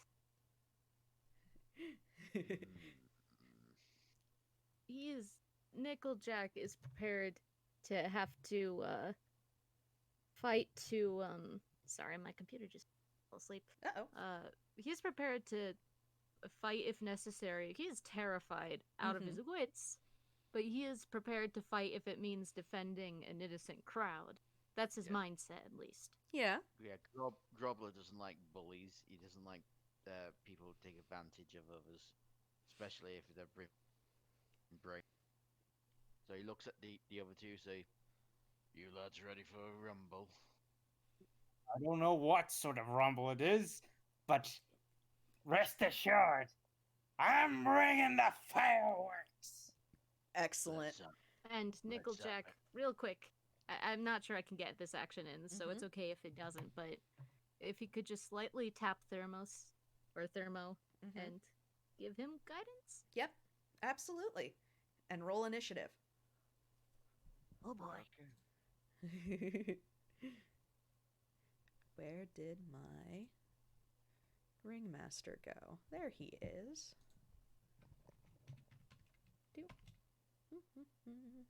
Oh, which one's that? Getting Oh, terrible. Oh, that is the Instead of- wrong channel. Holy crap. Let's go back to the right channel. Oh, wow. Grobbla. Okay. is it mine 20 or mine's 22? Right. That's a nat 20. So Holy yes. crap. Why is Nickel Jack so slow? He's scared, okay? That's valid. Grobbla's gonna throw hands with Graves. Oh, wow. Okay. Yeah, that makes sense. That tracks. All right. So the order is... That's not how you spell that. That actually all makes sense, because Graves has stopped paying attention to all of you. And he's pretty much focused on the crowd. And it's funny that you should say throw hands with Graves, because now he's got a couple extra pairs. Yeah. Ah. Hex. Yes. Just thinking, the shifted form. It wouldn't look like a certain vessel, would it, by any chance? No, actually, it looks like this. Oh, sweet mother of mercy. Oh, Never mind. Jesus. And it is Yeah. Grobbla's turn.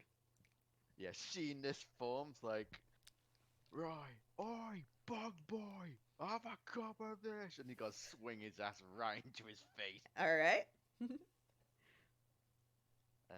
So that's 1d20 plus 3. Mm-hmm.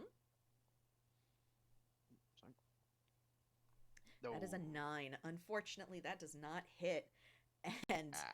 I'm actually going to say, so it hits Graves square in the back, but he doesn't react beyond he turns to you and he laughs and he sounds amused and he says, "You think after you helped me that you can stop me?" Yeah, that's exactly what we're gonna do, bug face. All Go right. crawl back onto your hole. And what do you do anything else with your turn? He's gonna rage. Yeah. Okay. Yeah, so he'll wait for that to his next go, but Okay. he's gonna rage. Okay. Yeah. All right. Nickel Jack. Well, he is going. Trying to think. First time playing a spellcaster. All good. I used guidance on Thermo. Mm-hmm. I think he is going to use Sanctuary. Okay. Grobbla. Ooh, Take a look at that. Don't sanctuary. haven't looked this one as With an closely attack as. or let's first make a wisdom. Ooh. Okay. Okay, so Grobbla gets sanctuary then. Yes. Nice. And so It's funny. It requires a small silver mirror. Hey. how appropriate. Made against attack until the spell ends, and who target must, with an attack or a harmful spell, must first make a saving throw. Creature must choose a new target or lose the attack or spell. Okay, it doesn't protect the warded creature from area such as the explosion. Airball. Is that just do I have to roll anything for that? Nope, Or he just has that, and so then when it's my turn, I'll basically have to make a wisdom save and determine if if Graves actually attacks Grobbla or goes for someone else. Okay. Man. And it is now Thermo's turn, who has guidance. Light him up.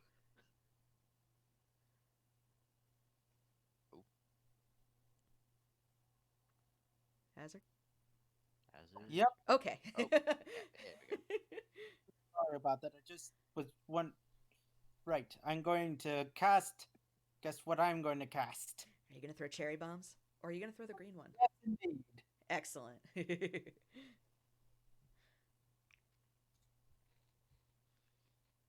Okay. I imagine Thermo is going to try and throw multiple ones. Ooh. Let's see.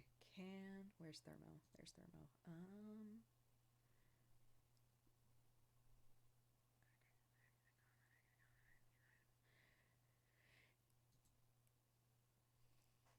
Firebolt attack. Yep. Okay. All right.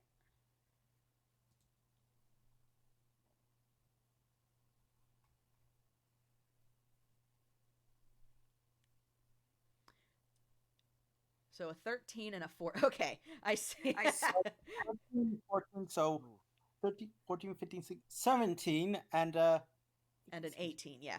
So those both hit. Ooh. 2d10, so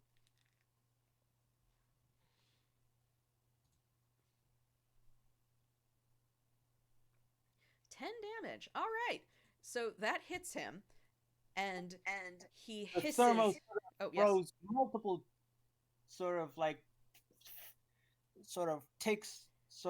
throws the cherry bombs he was preparing to throw and robs them right into the creature's face.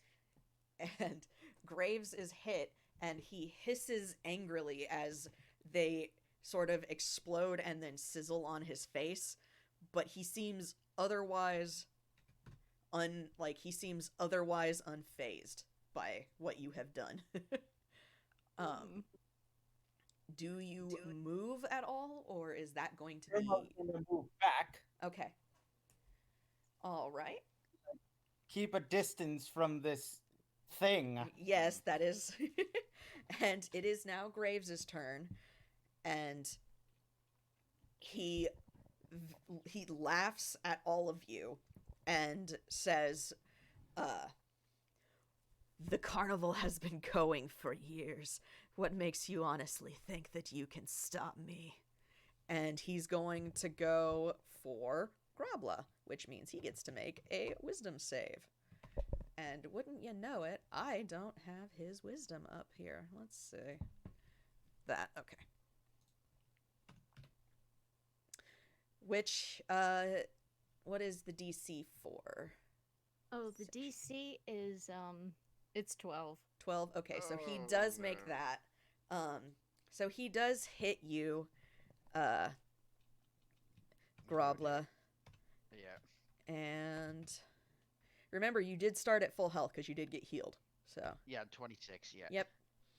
And then he's gonna hit you again, which means he gets to make another wisdom save. Oh, but that's 6.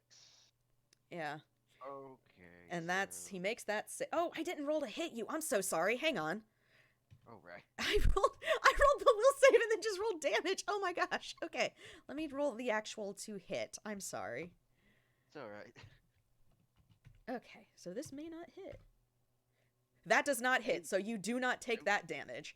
And now we're going to Okay. roll again to hit with his second attack. Does an 18 hit? Yeah, that does it. Okay, so that'll be the 6 damage you take. Okay. And he's swiping at you with 2 of his 3 sets of arms. The other 2 are currently they seem to be they're moving like in motion with him, but they very clearly seem to be like channeling, like they're clearly gathering like energy of some kind. So Okay. Oh, dear. and now we go back up to Grobbla. Right. Grobbla, after being hit and being enraged, he's gonna aim for one of his arms, see if he can hack one off. Ooh, okay. So 1d6 plus 3. Oh. Oh. He's gonna try again. Yep, do it again. No. Really? Dice parser, come on. Roll with No. advantage. I want you to hit. Okay. So I want you to smack him. So it's 1d. So it's 1d plus 3. So how do I roll with advantage? then? Just roll again. So- okay. I swear to No! God, dice parser. Fine. Oh. Grobbla misses. And he laughs and just says, "You think with your memories feeding me that you can hurt me?" And that laugh then turns into a cackle. Oh dear. And it's Nickel Jack's turn. Okay. Ooh, alright. Only so many spell slots, only so many I understand. I can take. So You also can, I was going to say, don't forget, you also can channel and heal oh, that's or turn undead. Oh, that's true. Huh. Let me take a look. Sorry, I have both the paper and the digital version. Yeah, absolutely. Oh, turn undead. Help me understand how that works. So basically, instead of a spell, you can. Oh, excuse me. Sorry about that. Basically, if anything undead, is around you, the my God, my stomach. I'm sorry. They have to make a wisdom saving throw, and it must basically creatures that fail that saving throw must then move away from you. All right. And so it doesn't hurt them, but it makes them move away. Okay. All right. You know what? I'm going to do that. I'm going to do that. I'm going to say that Nickel Jack, he's looking around, he's panicking, he only knows he only has so much energy, and then he blinks, and his eyes are yellow and almost cat-like. And he says, "You should be in the ground already!" And then he uses it. Okay. And that means Graves gets to make a saving throw. That is not the correct saving throw. Let's do that one. My God. Boop. Oh, she's dead. Oh. So this is where some fun stuff happens. His attention immediately snaps to you, Nickel. And it's almost like recognition flashes across his face. And he hisses, "You," and immediately starts backing away from Grobbla. He's still furious. There's no fear there, but he's now being pushed back. Wait, he recognizes the patron?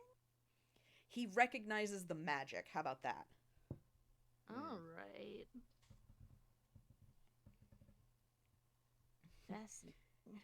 Because I'm not gonna say, and I'm not gonna try to make anything up about Tic Tac Talk without permission. So I'm just gonna say for now he recognizes the magic of it. Okay. Cool. And it is Thermo's turn.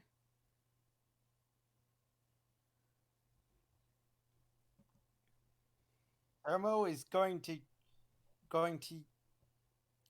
cast more fire bolts. More fireball! Time for more explosive. Now you'll see my explosive flare. I'm going to continue. Excellent. Going to throw cherry bombs. You are an art. Let's see here. Okay.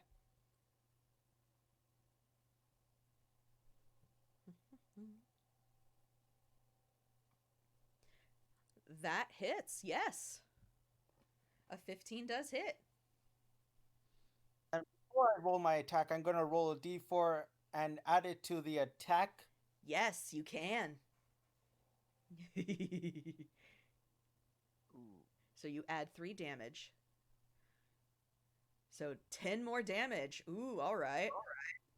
I imagine for this cherry bomb, it starts the sand from her magic starts to infuse the cherry bomb, sort of, and turning it into this fiery explosion with molten cinders. Ooh, all right. I like that. A combination of the explosions of the explosive tech of Thermo with the time magic of the rabbit. Yep. I like that. And as Graves starts to take more damage, you notice the edges of reality ? Seem to crack. And he he has to spend his turn moving away, so he does not attack anybody. Actually, because he moves away, Grobbla, you get an attack of opportunity. Yay! He's got to try aim for a leg again. Oh, Do no. it, do it. Please. That hits. A 15 Yes. hits. So it is. Hang on. It is 1d12 plus 3. 3. Yeah. Yeah. Well, attack bonus is 5, so 6, 7, 8. So it's 1d12 plus 8. I think that's, yeah. Grobbla hits so 13. hard. 13. Okay. That puts him at... Please tell me Okay. that hacks off at least one. Actually, I'm gonna say, yeah, it takes off one arm. Oh! And he doesn't bleed. He's just now missing an arm. Oh. He's and gonna he snarls at you and he's still like there's still laughter. Clearly, like, what you are doing to him, it is stopping him, but it's not worrying him. And All right. he keeps backing away though from Nickel until he's basically kind of at the edge of the ring. And that is his turn. He can't do anything else. Oh, and now it's back up to Grobbla. You get to smack him again. Yeah. He's gonna aim for more limbs. Yep. So he's still raging, so 13. 13 does not hit. I'm sorry. He's gonna try again. Do it. Smack him. Yeah. Holy crap! That is a nat 20. Okay, roll your damage. Okay. Plus 8. Oh, that might be it. Oh, 18. Okay, holy crap. So, you run up. Wow, okay. You run up and you it's the axe, right? Yeah, it's the Okay, double-edged perfect. great axe. So you bring the axe down square on the center of his mask / face, and it cracks. Uh-oh. And he shrieks at you. It is loud. It is unlike anything you have ever heard. And it is full of rage and anger, and he says, "You think that because you have stopped me tonight that I am gone? As long as people dream, the nightmare will continue." Ooh. And reality completely shatters around you. Ooh. And the And three of Thermo you... starts, Oh, and go ahead. before reality really shatters, Thermo's going to yell at the top of his lungs, "But right now, it's explosive!" Oh, I'm so glad. And the... You know what, can Grobbla get some last words? Yes, if Nickeljack wants to as well. Yeah. Grobbla just pulls the axe closer, glaring at him, says, "But nightmares end. You may have been defeated tonight, but you may survive, but nightmares end. Your end will come, one way or another." Okay, I want to say Nickeljack doesn't get last words, but someone else does. Ooh, okay. Ooh. Just from far off, it's like something like, "Well, I can't top those words, but you know, it looks like your time's run out tonight, Itsy Bitsy." Grobbla's like, "Who's that?" And he shrieks one final time as reality shatters. And in an instant, you all are staring up at a night sky. And you're not in your homes, which is where, or wherever you had fallen asleep, which is where you recall I was there and now I'm not. You're now in the middle of a field, and the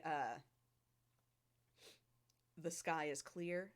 There's no signs of anything around you, really, except in the distance, there's a person in a green cloak with glowing green eyes, just calmly watching the three of you.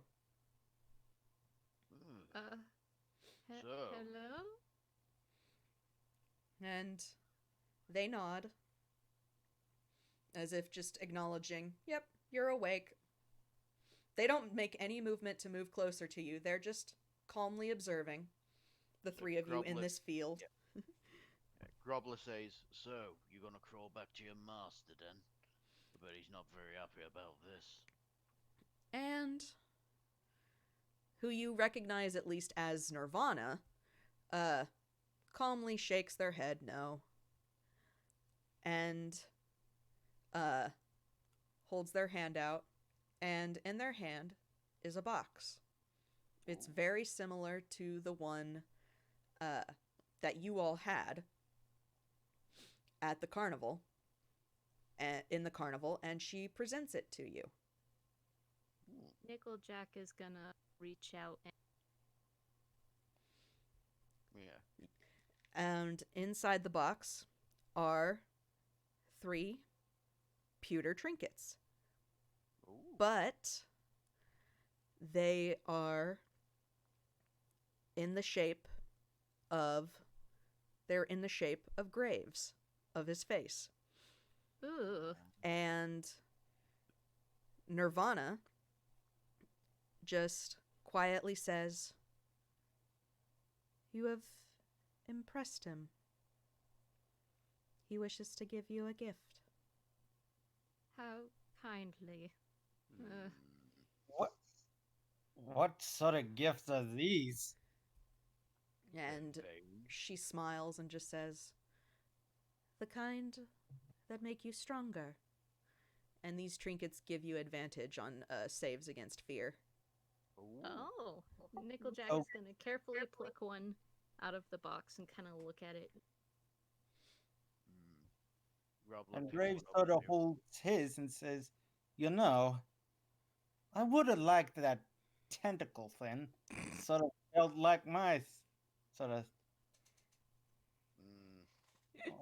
aesthetic. Not to complain or anything." So he lived. That was all a nightmare then. His own little realm. And Nirvana actually kind of tilts her head and says, "I cannot give that information freely here. Ah, But bet he's. Hmm. I can say that your hunches are likely correct." Nickeljack briefly checks his back for hunches before he realizes.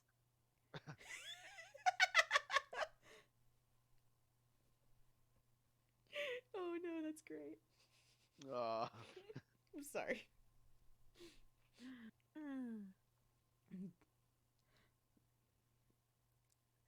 But Nirvana then nods, closes the box back up.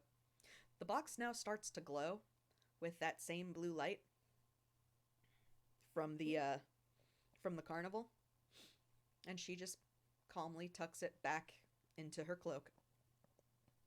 Oh, one thing, Nirvana. Yes. Your master seems powerful.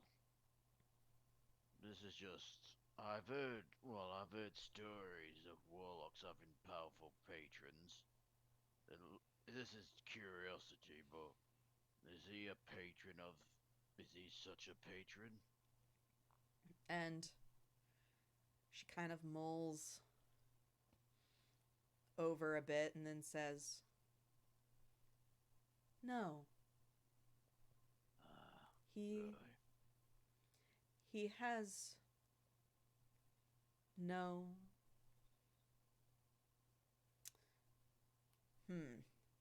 Now I have to think how to word this. Yeah, sorry about that. No, it's Sorry. okay. No, it's perfectly fine.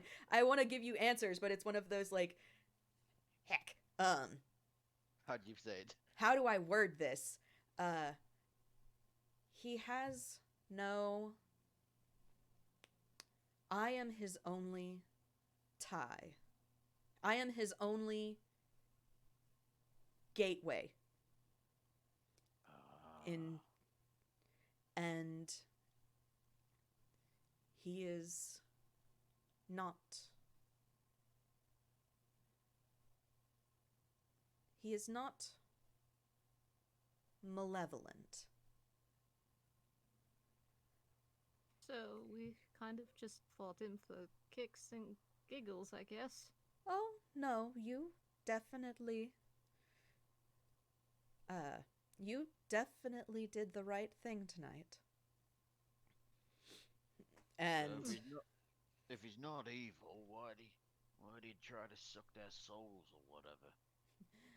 he needs to feed to gain strength. And I am unable to oppose his desires.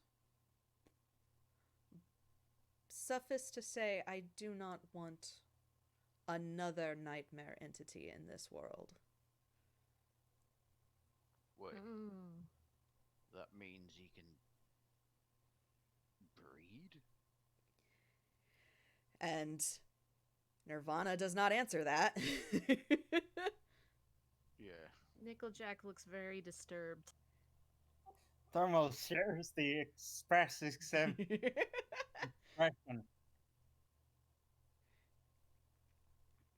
Just adopt. I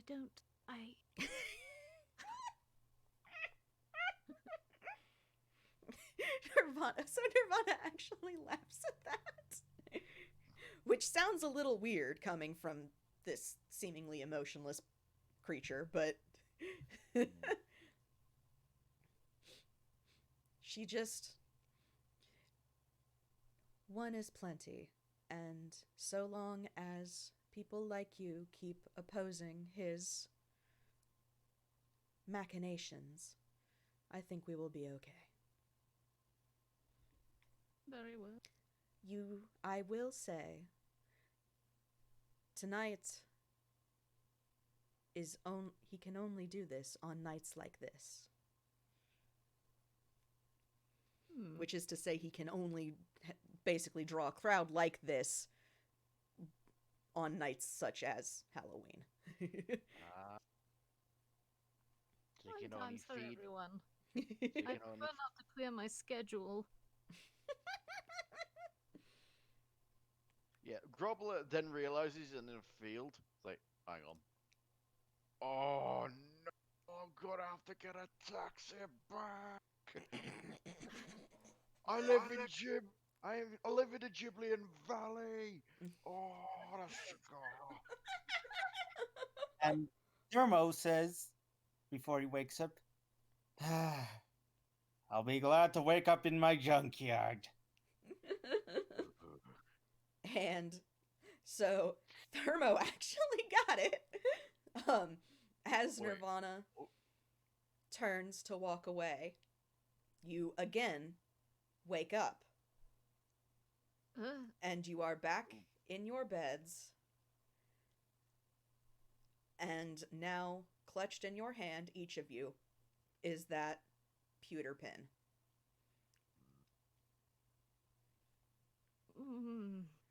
Okay. Grobbla Thermo puts it in sort his of drawer. holds it in his hands and says, well, that was interesting.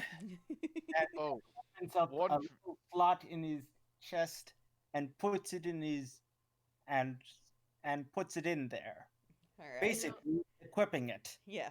oh, quick thing. Yes. Grobbla does put it in his drawer, but what quick thing, does Grobbla realize the food he ate isn't real?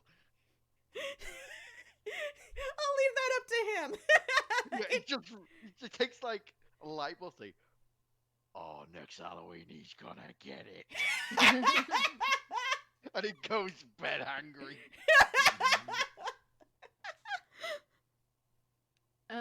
Nickeljack, I'm gonna say, is like, for a sec, he's like, oh, so it was a literal nightmare.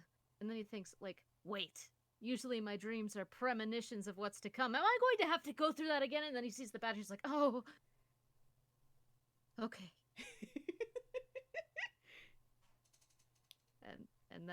And then he just kind of carefully pins it to his vest. No. And that is where we fade out. Congratulations. Oh. You have solved my nightmare puzzle. Yay! Oh. Hex, that was that was so much fun, amazing. Hex. Oh, you so did good. amazing. Yay! I'm so glad. Oh, I needed that. Oh, so good. Excellent. Excellent. You are a great DM. Oh, thank You you. know what? You are an amazing DM, seriously. Thank If, you. If Graves And I wasn't, hope to see some art about this thing. yeah, Oh yeah. if Graves wasn't gonna be finished off by Grobbla's attack, I was gonna try to cast Guiding Bolt at like level 2, if that's something I'm allowed to. That would have annihilated him, like, completely. Grobbla basically hit him so hard, like, he still probably had, like, 3 health, but at that point I was like, I'm gonna give this to you because it's too cool. Yeah, Can you imagine- but I got the Oh. last words in anyway, so that was fun. Yes! Can you imagine if he comes back next year, if they face him, he's still got that crack in the middle of his head? Oh, Like, he he's- might. And maybe he smells a bit of, like, Sure. gunpowder. Yeah, he's got a little bit of smoke constantly rising from him. Oh god. All right. So basically, Mirage is basically his only. He's the only patron with Warlock then, or is that So right? Nirvana is not his warlock. To give a little bit kind of behind the curtain, and I'm actually going to stop the recording now, so really quick, just say bye, everybody. Bye, this is fun. Bye.